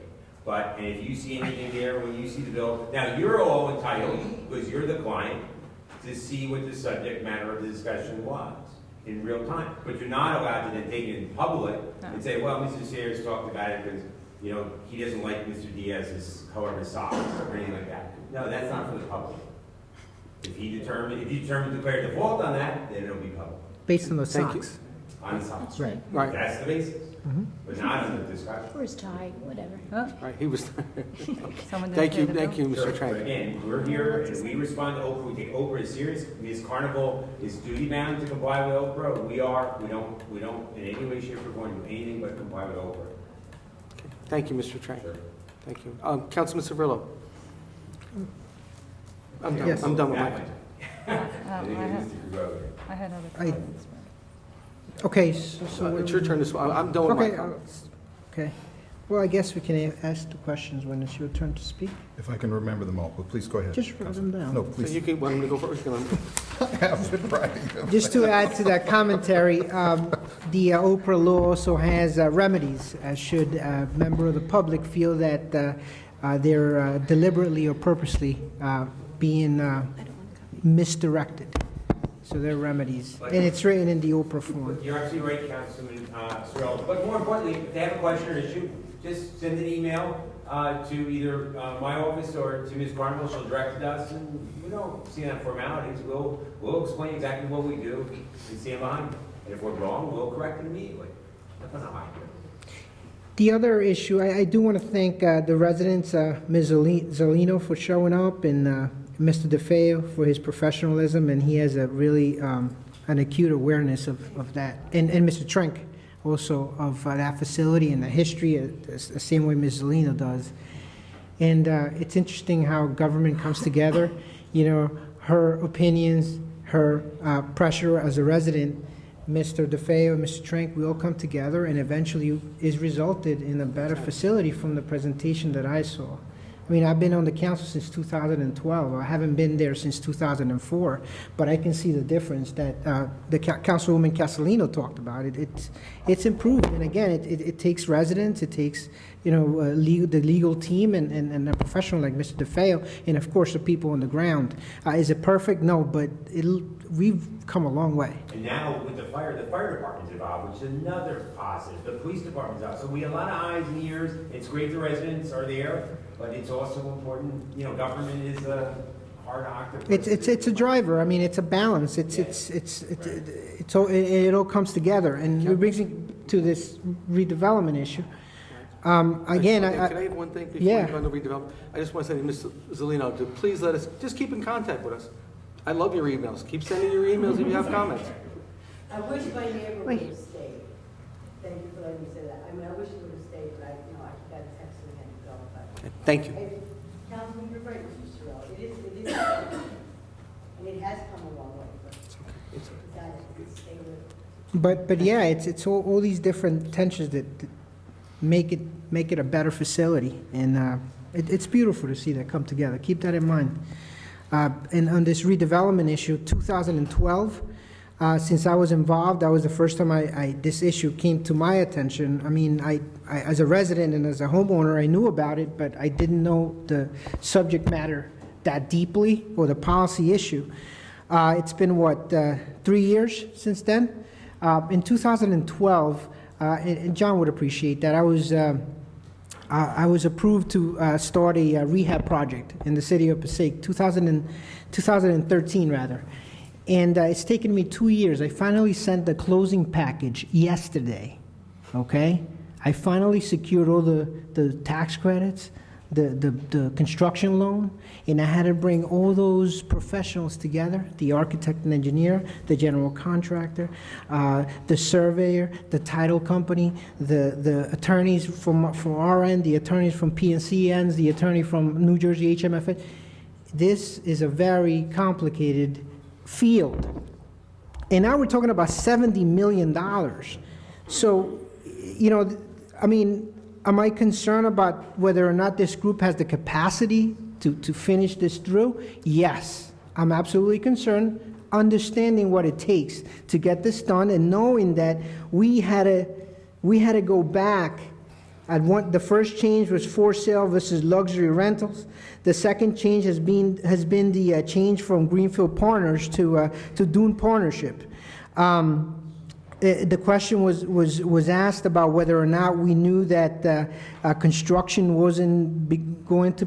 I knew that those documents were necessary for that loan application to go in at that point in draft form. Whether they were going to be executed or not, I didn't know. They could get lucky and get a $70 million loan in a month, which is impossible. I knew that. These banks do so much due diligence. However, I knew that it was necessary for that loan application to get submitted to the bank, and it's at the point where they're negotiating the term sheet. They're negotiating the release of those $70 million throughout the length of the deal. That's where they're at right now, and they're closing. They're close to finalizing that. Hopefully, it takes less than 6 months, this whole negotiation period, and then the properties can close, and the entities, the LLCs, can move forward. Again, did construction begin? I mean, some mobilization started. There's some permits that have been pulled. So, am I still concerned? Yes, I'm very concerned. I'm still concerned. However, I see that commitment. I see that commitment from this developer. Did they have to restart over? Yes. Did this take a long time? Yes. Did I vote for the policy decision in 2012? Yes, I did. A lot of the folks that come up and talk about the negatives of this deal are the same folks that voted against the policy issue in 2012. Okay, so also keep that in mind, that we get the public opinion coming from residents and elected officials that voted against the policy issued in 2012 is always going to be negative. It's the way government works. Okay, yeah, I didn't support the policy decision in 2012, so I'm going to do the best I can to make sure that there's political pressure, the public opinion turns against it, and if it happens, God bless. But you know what? I'm going to make it difficult. So that's what I see. On our end, you know what? We're good people. We're trying our best. There's no conspiracy here. There's no conspiracy here. People ask me, is so-and-so part of ownership and this? Absolutely not. I mean, could PRISM and these documents could they be more transparent to us? Yes. But you know what? I have a feeling that some of us won't even understand what to do with 65 pages of documents. The point that I'm making is that we have very serious concerns about the capacity of this entity to close the deal. However, we'll find out in 6-7 months where they're at in the springtime, and during that time, perhaps we should start thinking about what is the strategy after that. Don't forget, the township has not spent a cent on this deal. Okay, all we have is a verbal commitment. Okay, a verbal commitment that's worth a lot of money. Okay, a 30-year tax abatement is worth a lot of money. It's been put on the table to get that $70 million loan and the $6 million. However, we haven't released a cent of that money. Okay, we'll find out in 6 or 7 months where this deal is at, and should the case not materialize, you know what? Then we'll have to sit back as the policymakers, not the administrators. We'll sit back and we'll think about a strategy then. Will we have to pull this commitment? Possibly. But I think that at this point, we have to give this entity the benefit of the doubt to move forward, and then we'll assess, okay? Is our patience running low? At least my patience is, and I'm sure a lot of my colleagues' patience is running low. But we're hoping that at the end of the day it works out. I believe in redevelopment being a policy tool to revitalize downtown, to revitalize Main Street, and I still believe that. Is this the entity to do it? We'll find out. We'll find out what happens at the beginning of next year. Thank you, Council President. Thank you, Councilman. Councilman Kukoviac. Thank you. Mr. Trank, are you saying that the council here can see the unredacted invoices from the redevelopment council? Is that what you were, did I understand you correctly? The short answer, they cannot be posted and they cannot be disseminated to the public. But if a council, I'll confer with the redevelopment council, but I generally, as to certainly my invoices and whatnot, give them to you in unredacted format. So again, the redactions were made because it was an over request. So I'll talk to redevelopment council to see if they have a different view of it. If you have a particular concern or issue, I'll be glad to discuss it with you offline. No, my only concern would be to get them all from you. Let's just start at January 1st. There's never been a situation where you've ever asked the law department for anything that we haven't provided with you. So if you have a request, call me up. I'm available anytime. Okay. So, I'd like to get the invoices starting January 1, please, as soon as you can. Again, I'll confer with the redevelopment council. You can always get mine anytime you want. I'm sorry? You can get mine anytime you want. I'll give it back to you for 20 years. If you pay market, I'll give it to you. No problem. Just before I answer a lot of the questions of public comment, I had asked somebody from the administration to be available to answer some questions about redevelopment. But even before we get to that, there were a couple issues left over from previous council meetings having to do with property violations. I know Mr. Eben got up and asked several questions about specific stuff, and Mr. Sayers had talked about it and just wanted to get a better understanding of where the investigation of those particular alleged violations. I spoke to our zoning officer after the meeting, and some of Mr. Eben's concerns have been, they're ongoing and they've been addressed. I mean, I just don't know how we can solve them, to be quite honest with you. Some of them have to do with issues that were already taken care of. Other ones are issues that he was advised of at the zoning board meetings with regard to certain issues with zoning or planning. Is he on the zoning board or planning? Planning. He was on zoning. Which had to do with the flowers at the gas station. So a lot of his issues have been addressed, and we're working on them. But they're open issues. You give people a summons and they don't fix their property, then we have to go back out. Okay. So he asked about 3 specific instances. One, he described it as a Supreme parking lot. I think he's talking about the municipal lot over behind Main Street, behind Supreme Bakery. and he said that there's garbage had been there for 3 weeks, and he actually referenced a conversation with some town employee about that. This is going back to the previous council meeting. Can you tell me where that stands? I could not verify that there was garbage there for 3 weeks. I'm sorry? I could not verify the fact that there was garbage there for 3 weeks. That's a commercial zone. There's no way that garbage would be there for 3 weeks. Is there garbage there now? Well, I don't know if it's garbage right now, but it's a commercial zone. So everybody brings their garbage out and then it gets picked up. It's the same thing with the question you asked about the Mount Pleasant Avenue or Prospect Avenue and Eagle Rock Avenue with the gas station. I went by there today, it was clean. I went by there 2 days ago and the dumpster was overflowing because that's how it works, unfortunately. The issue that we have is we have to stay on top of these commercial owners and make sure that they're emptying these things when they need to be emptied. So today, there could be something in that, it could be overflowing today, and tomorrow it may not be overflowing, depending upon when it gets picked up. Well, isn't typically what happens if you see a condition where there's repeated overflows, even in a commercial site, don't you require them to have either more frequent pickup or more capacity? Here's the issue with Mr. Eden. Mr. Eden sends notes to the council and doesn't call the administration. Mr. Eden picked up the phone and said, go behind Supreme Bakery and take a look at the garbage there. We would send somebody out there, like most residents. Most residents call us and say, hey, this is a problem. What's the address? Go out there and take a look at it. That doesn't happen with Mr. Eden, unfortunately. And so I can't verify whether that garbage was there for 3 weeks or it wasn't there for 3 weeks. But I have to think that there was garbage there for 3 weeks with the amount of people that utilized that area, that we would know about that. And we weren't advised of that.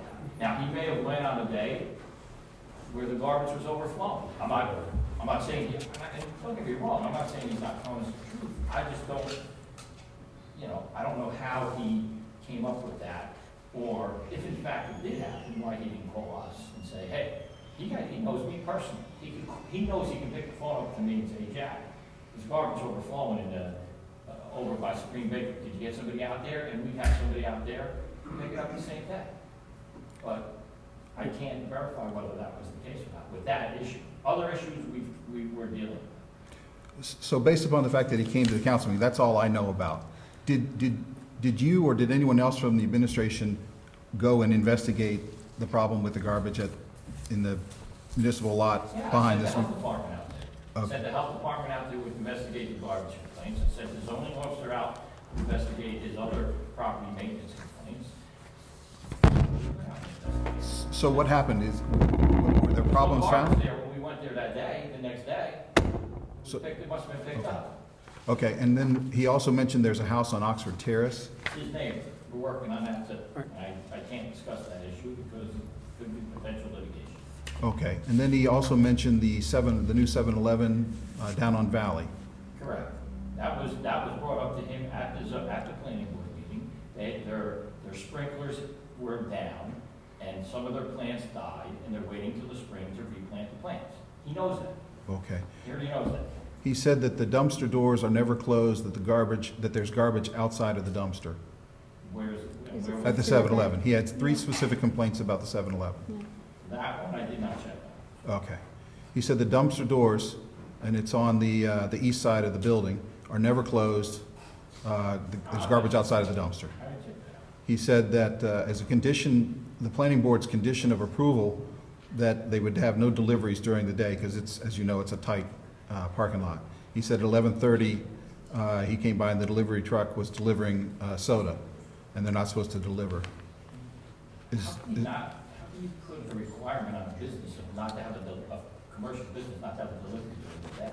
Because they do it before they open, yeah. Before they open, not at 11 o'clock in the morning. That's what we're saying. Why were they there at 11 o'clock in the morning? They're supposed to come before the shop opens. Oh, so the restriction was that they have to do it before Right. 11 o'clock. I did not check that either. Okay. And there's nothing new. You mentioned the Prospect and Eagle Rock Avenue complaint from a few meetings ago. No, I mean, we've been up there with fire, we've been up there with zoning and our property maintenance people. He's cleaned up stuff. I went by there yesterday and it was pretty clean. I went by there today. The dumpster's a little full. They look very clean now. Dumped on Wednesday or whenever, but he's keeping it much neater than it was before, I can tell you that. And I go by And the cars are almost every gone. day. And the cars are gone. A lot of cars are gone. And he has a tarp too, like, I guess he has salt or Took them off. something, he had a tarp Took the there. tarps off. No, but it looks neat, like, whatever he did, he made it look a lot neater. He moved all the salt away from the building. Yeah. So he's working. Okay, good, thank you. I also just wanted to get an update on where we stand with PRISM. As you know, you're on the email thread, I emailed the tax collector this afternoon to confirm the status of their November 1st taxes, because today is the end of the grace period. Correct. And she indicated that they had not paid their taxes that she knew of. They have till midnight tonight, Okay, because they did pay him online last night. That's So what they they did have last night. up until midnight tonight. okay. Let's just, if they do not pay by midnight tonight, what does the administration plan to do about what appears to me to be yet another, I guess this would be the 18th time in a row, the 18th quarter in a row where they have not paid their taxes on time, which everybody knows, I hope by now, is, under the redevelopment documents, is an event of default. Right. We will have a discussion tomorrow morning. If nothing happens, a decision will be made between the administration and the union. Okay. What direction we're going to go. Okay. Would you please inform, I assume the rest of the council is interested as well. Could you let us know Absolutely. what that decision is? Thank you. Do you have any update on the status of construction at the site? I was out there again today. They do have surveyors on site. Surveyors on site today. I was going to get out of the car, but it was raining, to be quite honest with you, and I didn't. You wouldn't melt. But yeah, you're right. But you know what? I couldn't get in the gate because they were always down. But they had a couple of surveyors out there. They have had people out there over the last couple of days. Exactly what they're doing, I have not had personal conversations with anyone. Okay. Is there anything taking place that I guess the average layperson would think of as construction going on? I mean, I don't see it outside other than them laying out what they're looking to do. And if we go by what they talked about at the last meeting, they're talking about putting the garage up first.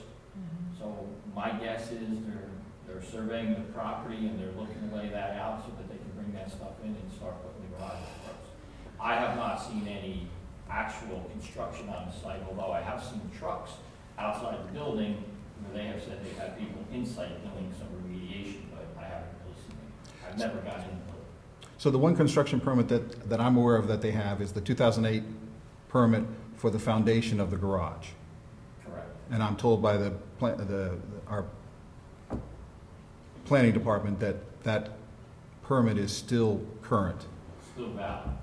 Is there anything being done to essentially put in the foundation of the garage yet? I have not seen it. Okay.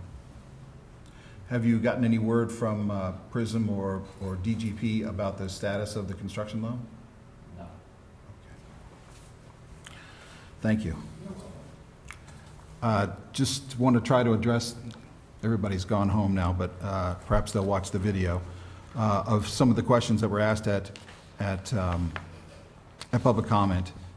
Ms. Morelli, well, Mrs. Alino asked a lot of questions. I think we got pretty much all the answers to all of those questions. If not, I'm sure you'll let us know.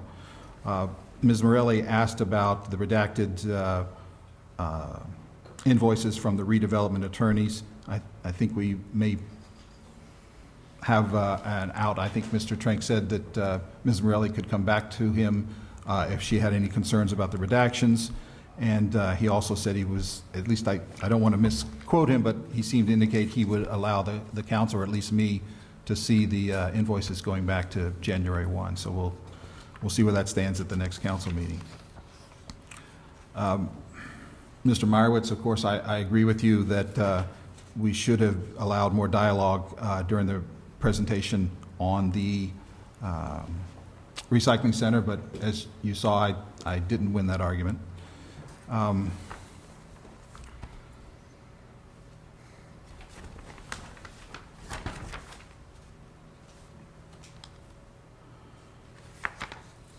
Ms. Morelli asked whether in the 3 pages that she gave us of the Oprah invoice, which is basically the lawyer's logs of when they did something and how much it cost.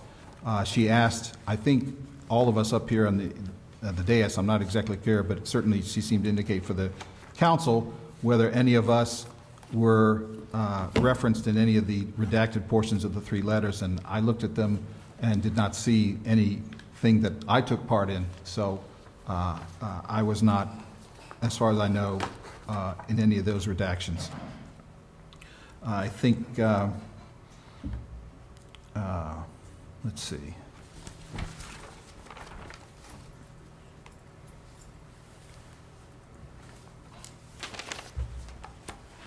Ms. Silvestri asked when we knew that the legislation that was approved at the August 11th meeting had not been redacted, was not going to be executed for some time, and how we knew. And as I hope I've made clear, I did not realize that. And actually at the last meeting, I tried to find out from Ms. Credidio how the council was informed about that, and she did not answer. Ms. Freevold also asked the same question, and so I'm responding to her question as well.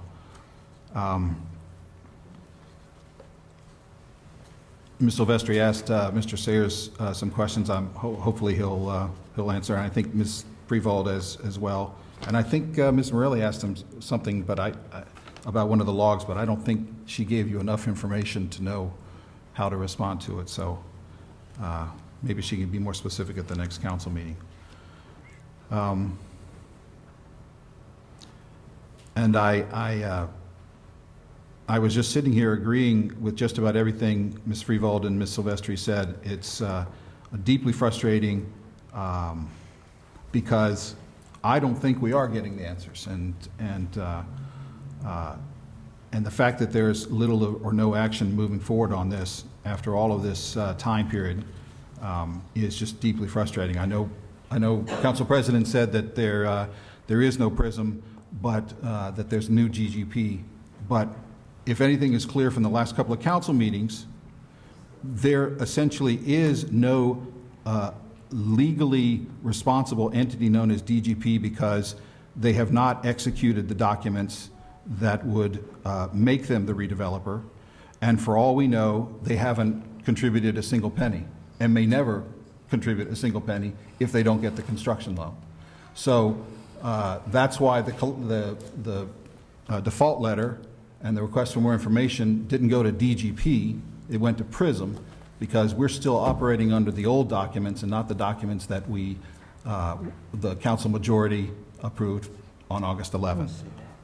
Pardon? Don't say that.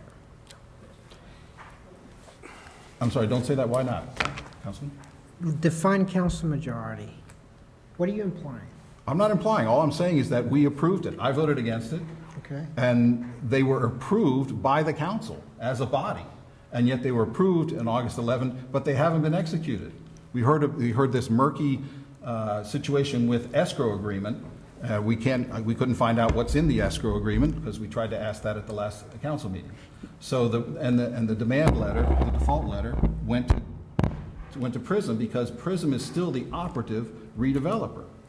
Can I ask a question?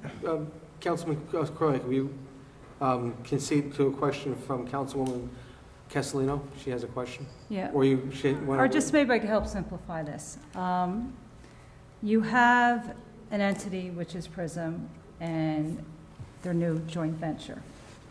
I assume the new joint venture, and I was reading through the documents because, as Ms. Freevold referenced, I came to the party late.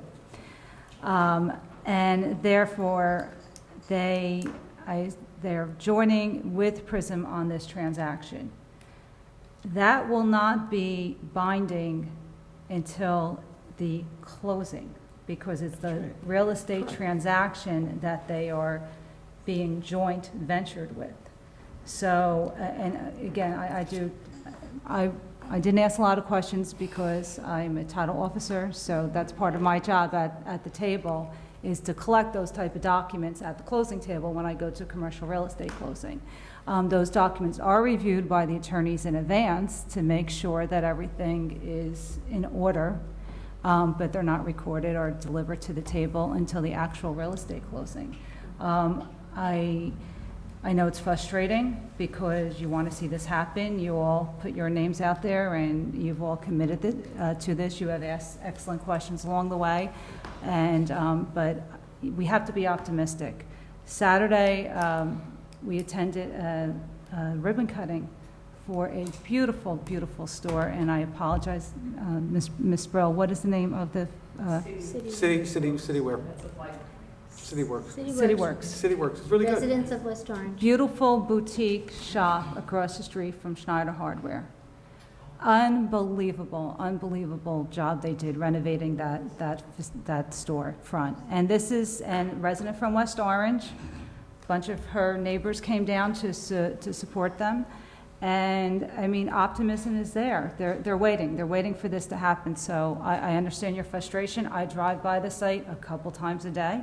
I live down the hill, so I'm always driving by, I'm always looking, I'm looking up in the windows, I see it dark, I don't see some things happening inside, some days I do. It is frustrating, but I think I also understand real estate with the transaction of this complexity, and I understand their negotiation, rates jumped up, rates jumped down, so I could see where they're negotiating this. And I think we have to be a little patient. I think we have to be optimistic for our retailers that have invested along the way, not just the developer, but the documents. It's not unusual for them to be delivered as long as the T's are crossed and the I's are dotted on the documents that they're all ready to be delivered. So. Again, I understand the frustration, but I think February, this is when we need to have these kind of conversations, because the developer did state that we wouldn't really see hard construction until about that time frame. And then I think that's where we have to really make tough calls. Well, not that you haven't made tough calls already, but we have to really speed the process up. And I respect all the questions. I was not here. I was not a part of it. But I do understand it, and I think for our people investing in the downtown corridor, we have to be optimistic and hope this gets done and delivered as promised. Well, that's Thank you, Councilman. That's true. But part of the frustration is that Sure. none of this was explained. When you go to sell your house or buy your house, your attorney explains to you, okay, you don't have it now, you're going to have a closing, and then you're given a closing date. None of that, as far as I recall, and I read all of the documents, Okay. was never an explanation from August 11th to now it's what, 3 months later? It's 3 months later. Not only do we not know what the timetable is, we don't have a closing date. No, This you don't. project has been hanging it's coming up on in another month, 9 years that we've been waiting. Understood. Well, understood. So the question is, I'm sorry. I ran for council 12 years ago, so it's even longer. So. Understood. But you also have to understand that I could see the attorney when she was here, and again, in the situation as a closer, she might have assumed you might have realized that, and so, sometimes they do make those kind of mistakes, but again, I don't fault you for, asking and all these questions and doing your due diligence, but I think we have to move on, and when we get to that point, then we need to act. I would love to move on. Believe me, I would love to move on with this project, but it's not moving on. We just heard the 18th straight quarter that they're delinquent on their Sure. taxes. Well, it's not midnight. I'm sorry? It's not midnight. Okay. But they I have know. paid. You're a little bit more optimistic than I am. I'm trying. I'm trying. But I think Ms. Freevold makes a very good point. Yes. When she points to the, No, one meeting. But we still have. One meeting. Sorry, Councilman, please continue. Go thank ahead. you. I think Ms. Freevold makes a very good point. If you read the September 25th demand for information letter, it certainly looks as if the redevelopment council did not have any idea of when the property was going to be transferred and when the transaction was going to be closed. And she also asked about the timetable for getting the construction loan. So it certainly looks like, at least the redevelopment attorney was didn't know what was going on, and that's why they sent out the letter. And I the totally response. disagree with that. You know, I've explained this probably 100 times. I've explained this probably 100 times, and people in this town just sit around and say, we don't know what we're doing, we don't know what we're talking about. I said it 10 times already. The documents you approved in August were documents by law that had to be approved by this legislative body in order to allow PRISM to negotiate with another entity, which was Dune Financial. That's all those documents were about. Those documents, and you can smile at me all you want, but that's what those documents were about. Now, if anybody on this council didn't understand that, I don't know why you didn't understand that, because we spoke about, I recall that we even spoke about there was no JV agreement when we approved those documents. Because those documents were put before this council for one legal reason and one legal reason only, and that was to give PRISM the opportunity to negotiate with another equity partner and bring them into phase one of this project. That's all those documents were about. Now, once you approve those documents, you then gave those two entities the opportunity to negotiate. Now, that's where we are. We have to wait till that negotiation is completed. And if we don't want to wait till that negotiation is completed, then you throw them both out and we start all over again. That's your option. We are working. You think there's nobody more frustrated about these projects than we are? We have been working diligently for the last 9 years to try and get this project off the ground. Okay? And this is not an easy project to build. There's no train station, there's no waterfront. And go ask any developer who does redeveloping and they'll tell you the same thing. Because all the other developers we talked about wanted to put 2,000 units down there. That's the only way they can make money, because there's nobody that's going to come here because there's no train and there's no water or anything like that. This is a very difficult project. We are that close to having this project off the ground. Yet we sit here every week and all we talk about is we got to get rid of this. We can't stay with this. We have people who talk about they complain when we don't send out default letters, and now they're complaining on how we sent out the default letters. I don't get it. I don't really understand it. This is something that we've been working very hard on since I've been here, at least, I can tell you that. And I'm telling you, we're that close. That close. And just to go to your point about a mortgage, there are many people who apply for a mortgage, and the mortgage company says, you're going to get your mortgage in 90 days. Yeah, go ahead, laugh, you know. And then all of a sudden, it's 120 days. It's 180 days because of what's going on between either your finances or the mortgage company's finances, or how they're going to verify how you're going to pay this money off. Understand something. These individuals are negotiating a $70 million construction loan. That doesn't happen overnight. So I want to make it clear one more time, and that is that what you guys approved in August was simply the ability to allow PRISM to negotiate phase one of this project with another developer, with actually an equity partner, which is what they're doing. That's all we approved. And that's not going to happen until, with all due respect to what you said, that's not going to happen until either the construction loan is in place and the transfer of property takes place. I wouldn't sign off on that agreement if that was me. Would you sell your house before you signed off on a property agreement? No, because you have no protections. That's what's going on right now. Now, how long that's going to take, that's the issue you just brought up. If it takes us a month, maybe 2 more months, then we have to decide what we're going to do. But that's the position we're in. That's as simple as I can state that. That's where the township is right now. So you're saying the August 11th legislation that the council majority approved was solely so that PRISM could negotiate with Dune? Okay. So the mayor said in February that we had this new financial partner and they were already talking. And they talked, you got to figure, from February to August. And they had to at least been negotiating, because some of the documents that we approved specifically said that there's a new entity, DGP, that's going to take over. And there was nothing within the documents that said, this is solely to, so these two people, please, let me finish. Solely for these two people to negotiate. That was not how it was presented. Councilman, legally, Please they let could me- not enter please into let an me agreement finish. without your approval. Please, legally. please let me finish. Go ahead. Thank you. We had Mr. Diaz come to this council, and I don't know the exact date, but certainly he refused to provide what he said was the joint venture agreement between the two entities, because I asked him for it, and he said no.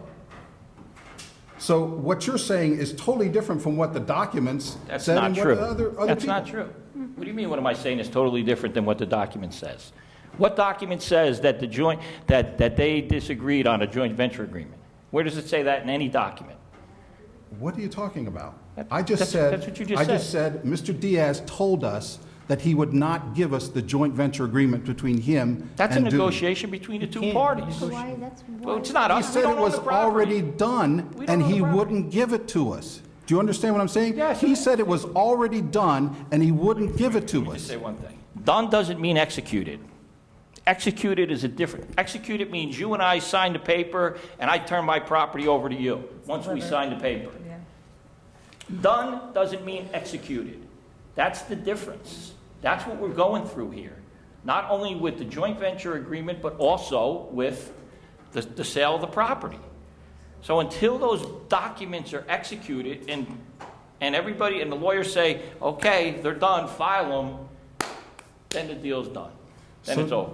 So to Ms. Freevold's point, Go right ahead. why was the September 25th letter written in the way that it was written? And I've got it on my laptop, I can read it. What do you mean why? Because we want them to move with the agreement. That's why we wrote the letter. That's what I'm saying. You guys complain about us writing these letters. We're doing it on behalf of this township to try and get this project moving. That's why we wrote those letters, because we want them to move the project. That's why we're doing it. Now, everybody who's fighting us on doing that obviously doesn't want the project to go anywhere. Right, that was That's my my point. opinion. I mean, what else could you say? Mr. If you don't Kaiser want looks us to like do he's that, ready to then you don't want the project to get off the ground. We did that to move them. That's why we did it. Okay, so please tell me, because I've asked this question to a couple of people. Sure. But maybe you could answer. Why is it that I can't read in any of the documents that were approved August 11th, and I don't recall in any of the discussions we had at this council meeting, that anyone said, these are going to be approved and not going to be executed? And it could be months. It could be, Because that was not for us to approve. Hold on. Can I Mr. just- I can't make that Mr. Sarah, we Mr. Sarah, approved a wait. redevelopment agreement. Wait. Yeah. Councilwoman? Wait. No, you didn't. You approved an amendment to the original redevelopment agreement. You can laugh all you want, because you don't understand the document. The document you approved was an amendment to bring in an equity partner to work with the original redeveloper on phase one. Yeah. That's what you voted for. Mr. Now, whether you didn't know that or not, Mr. Kaiser, did you want to add something to this? My understanding was that the joint venture agreements had been signed and were held in escrow by the parties That was to it, be yeah. exchanged at the closing, which is the standard in the industry, as is signing all these documents and exchanging them at the closing. It's the way these things work. I don't handle a lot of commercial real estate. I've handled a couple of minor projects many years ago. Councilwoman Casalino obviously has participated in many more, but it's the standard of the industry. It's the way it's done. So I don't know that Jen Credidio would have even thought twice about explaining that to anybody if the question didn't come up. I mean, this is just normal, ordinary course of events in these kind of transactions. Councilman Kukoviac? The question came up at the last council meeting, and she didn't answer the question. She could have just said that. Why didn't she say that? I did too. I thought she answered the question also, but. Can we agree to disagree, because we still have to finish the rest of the Yes. meeting? Councilman Kukoviac.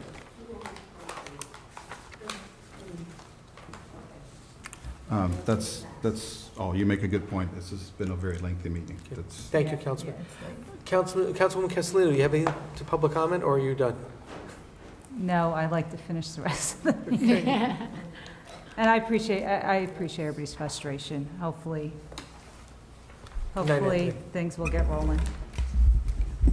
Hopefully. Okay.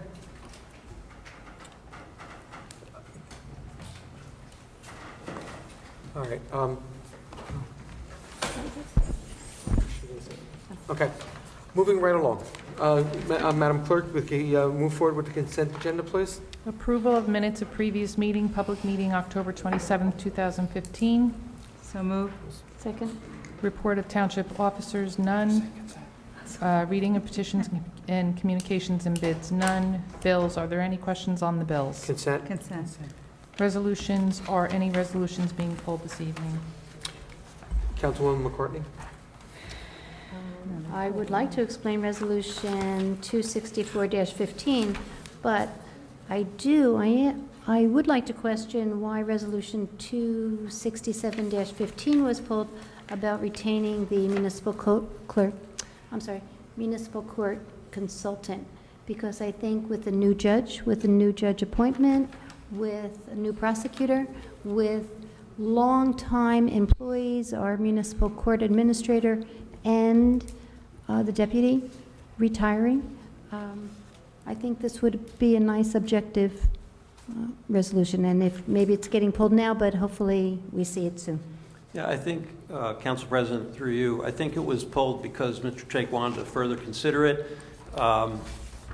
We do think that it's a good opportunity to try to get some best practices installed in the court system. We have new people there, and I think it's going to be on a next agenda or an agenda after that, but I think it's going to happen. So. Good. Okay. Thank you. Anything else, Councilman? No. Can I talk about the grant? If you'd like to talk about the grant, I sure. just am not pulling this because the grant has already been submitted. It was due November 1st. This is for a resolution to apply for a Sustainable Jersey grant.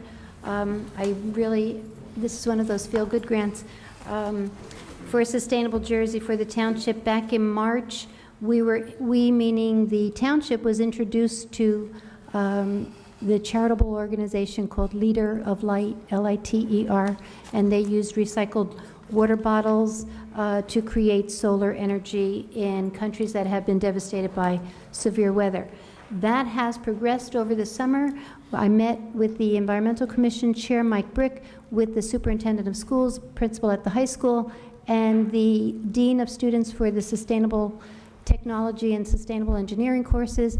The course at the high school is now integrating this concept from Leader of Light, and that curriculum integration will be used as a nationwide model coming out of West Orange High School. So I'm proud and pleased to initiate that, but the grant now will be that now the students and instructors, once the course is complete, they will educate all of us, anyone that wants to participate. We will set up sessions to learn how to build LED solar circuits, and we're just going to open it up to the public and donate the circuits that the community builds, to donate those to Leader of Light. And through the UN, they will determine what country can use these circuits. So I know I've organized a lot of events in town, but I'm really excited about this one. And once the course is complete this semester,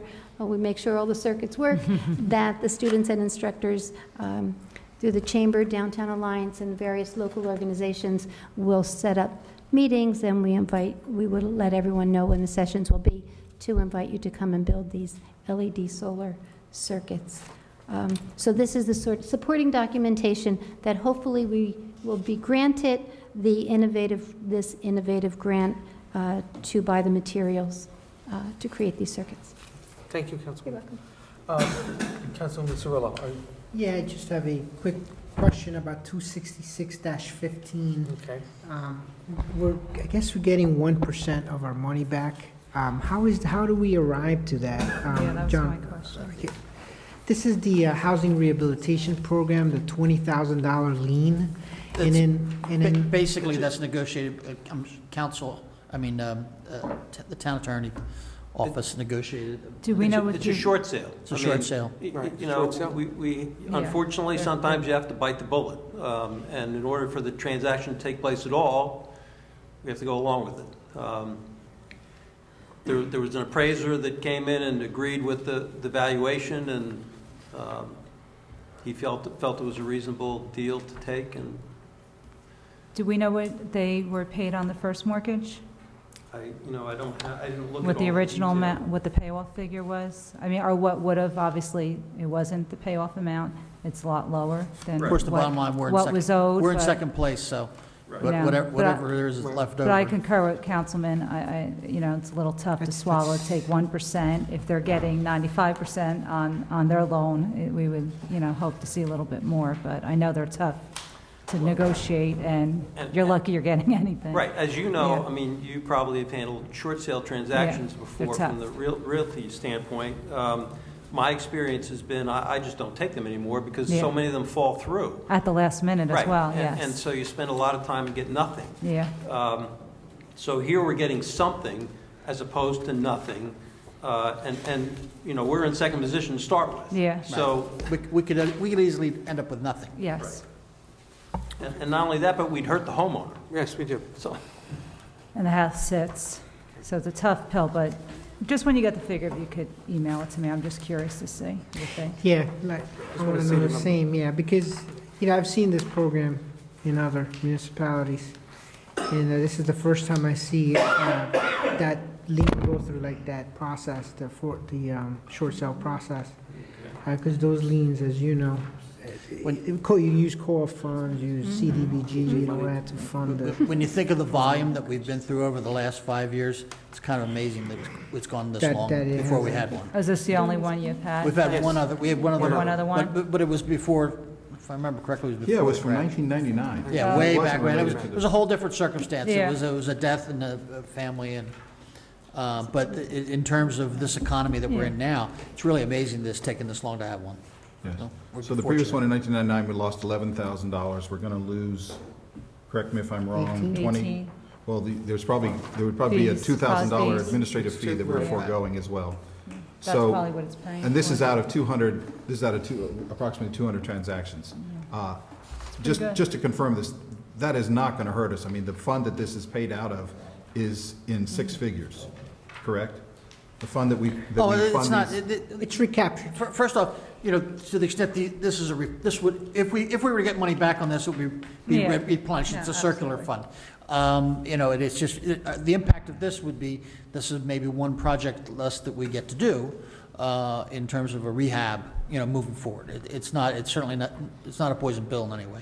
And this isn't taxpayer money in the usual sense of the word because it's funded by developers and anybody who is expanding the For the property most, capacity. for the most part. It's fine. When I say for the most part, I've not gone back and researched to see how much the township has actually put up of its own money at some point in time. But for the lion's share of it, if not all of it, is developer. Yeah, developer. could you check that? Because my understanding was that it wasn't any town money in all of this. Yeah, I figured the agree. administrative fee. Yeah, That was it's- my understanding, that it's COA funds. Yeah, I think that there was an ordinance passed at some point in the past. Well, So that- we also would have to find out to that question when it was issued. If it was issued when there was a CDBG rehab Well, it's program all 15, fungible. 20 years ago. You don't know where the funds came from because it's all rotating funds. So even, you can't really, Well, what we can say for certain possibly is that right now we're using core funds, which includes the administrative component. We don't do those loans without COLA funds. right, it was Okay. definitely COLA funds. It was, yes, but, there's COLA funds, but at some point in time, I believe the township did put some money into the COA system. Again, May. that's what I'm saying. May I? I don't recall that at all. Thank you. Councilman Krokoviac? You done? Nothing, Paul. Nothing.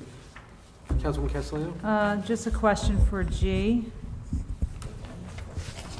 For G? 269. 260, all right. Yeah, just the process, I was just curious for the seniors to obtain the services for the nursing services for the Essex County.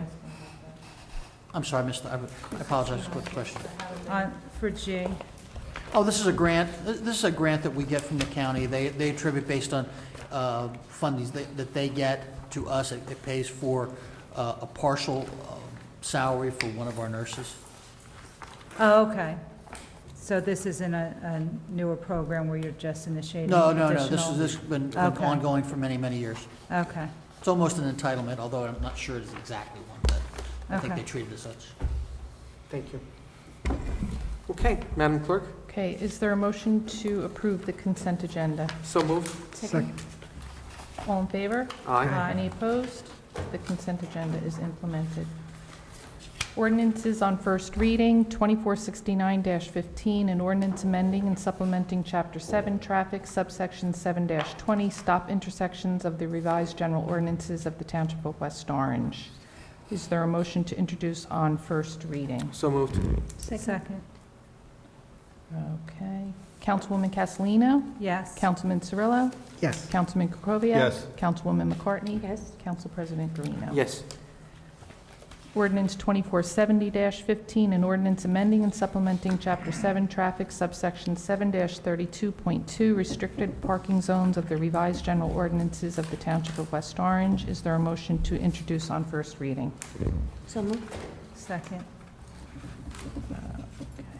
Councilwoman Castellino? Yes. Councilman Cirillo? Yes. Councilman Krokoviac? Yes. Councilwoman McCartney? Yes. Council President Garino. Yes. I think we should just mention, though, that the first one we approved was for a handicap parking stall Yeah. at 28 Cross Street, and the second was an intersection, a T intersection stop sign to be placed on Sheffield Terrace, on the corner of Sheffield and Dartmouth Road. Thank you. Thank you, Councilwoman. Before I make a motion to adjourn, I'd just like to remind people, I mean, you'll see this after, but tomorrow is Veterans Day. But just to ask each and every one of you to think about our veterans, not only on Veterans Day, but every day, and to thank them, whether they were from the greatest generation or from the Vietnam War or the Iraq War. They're all still important, both the men and the women who've given their service, have given the time, and the ones who've given the ultimate sacrifice. Let's always be grateful to them, to be thankful to them. And if in any way we can support their families, to always be there to help support their families. So tomorrow's Veterans Day, just please think about them. Think about them once a day. And I hope you all have a great time. We'll see you at our next Township Council meeting. Madam Clerk, I'd like to make a motion to adjourn the meeting. Is there a second? So moved. Second? All in favor? Aye. Any opposed? The meeting is adjourned. Good night, West Orange.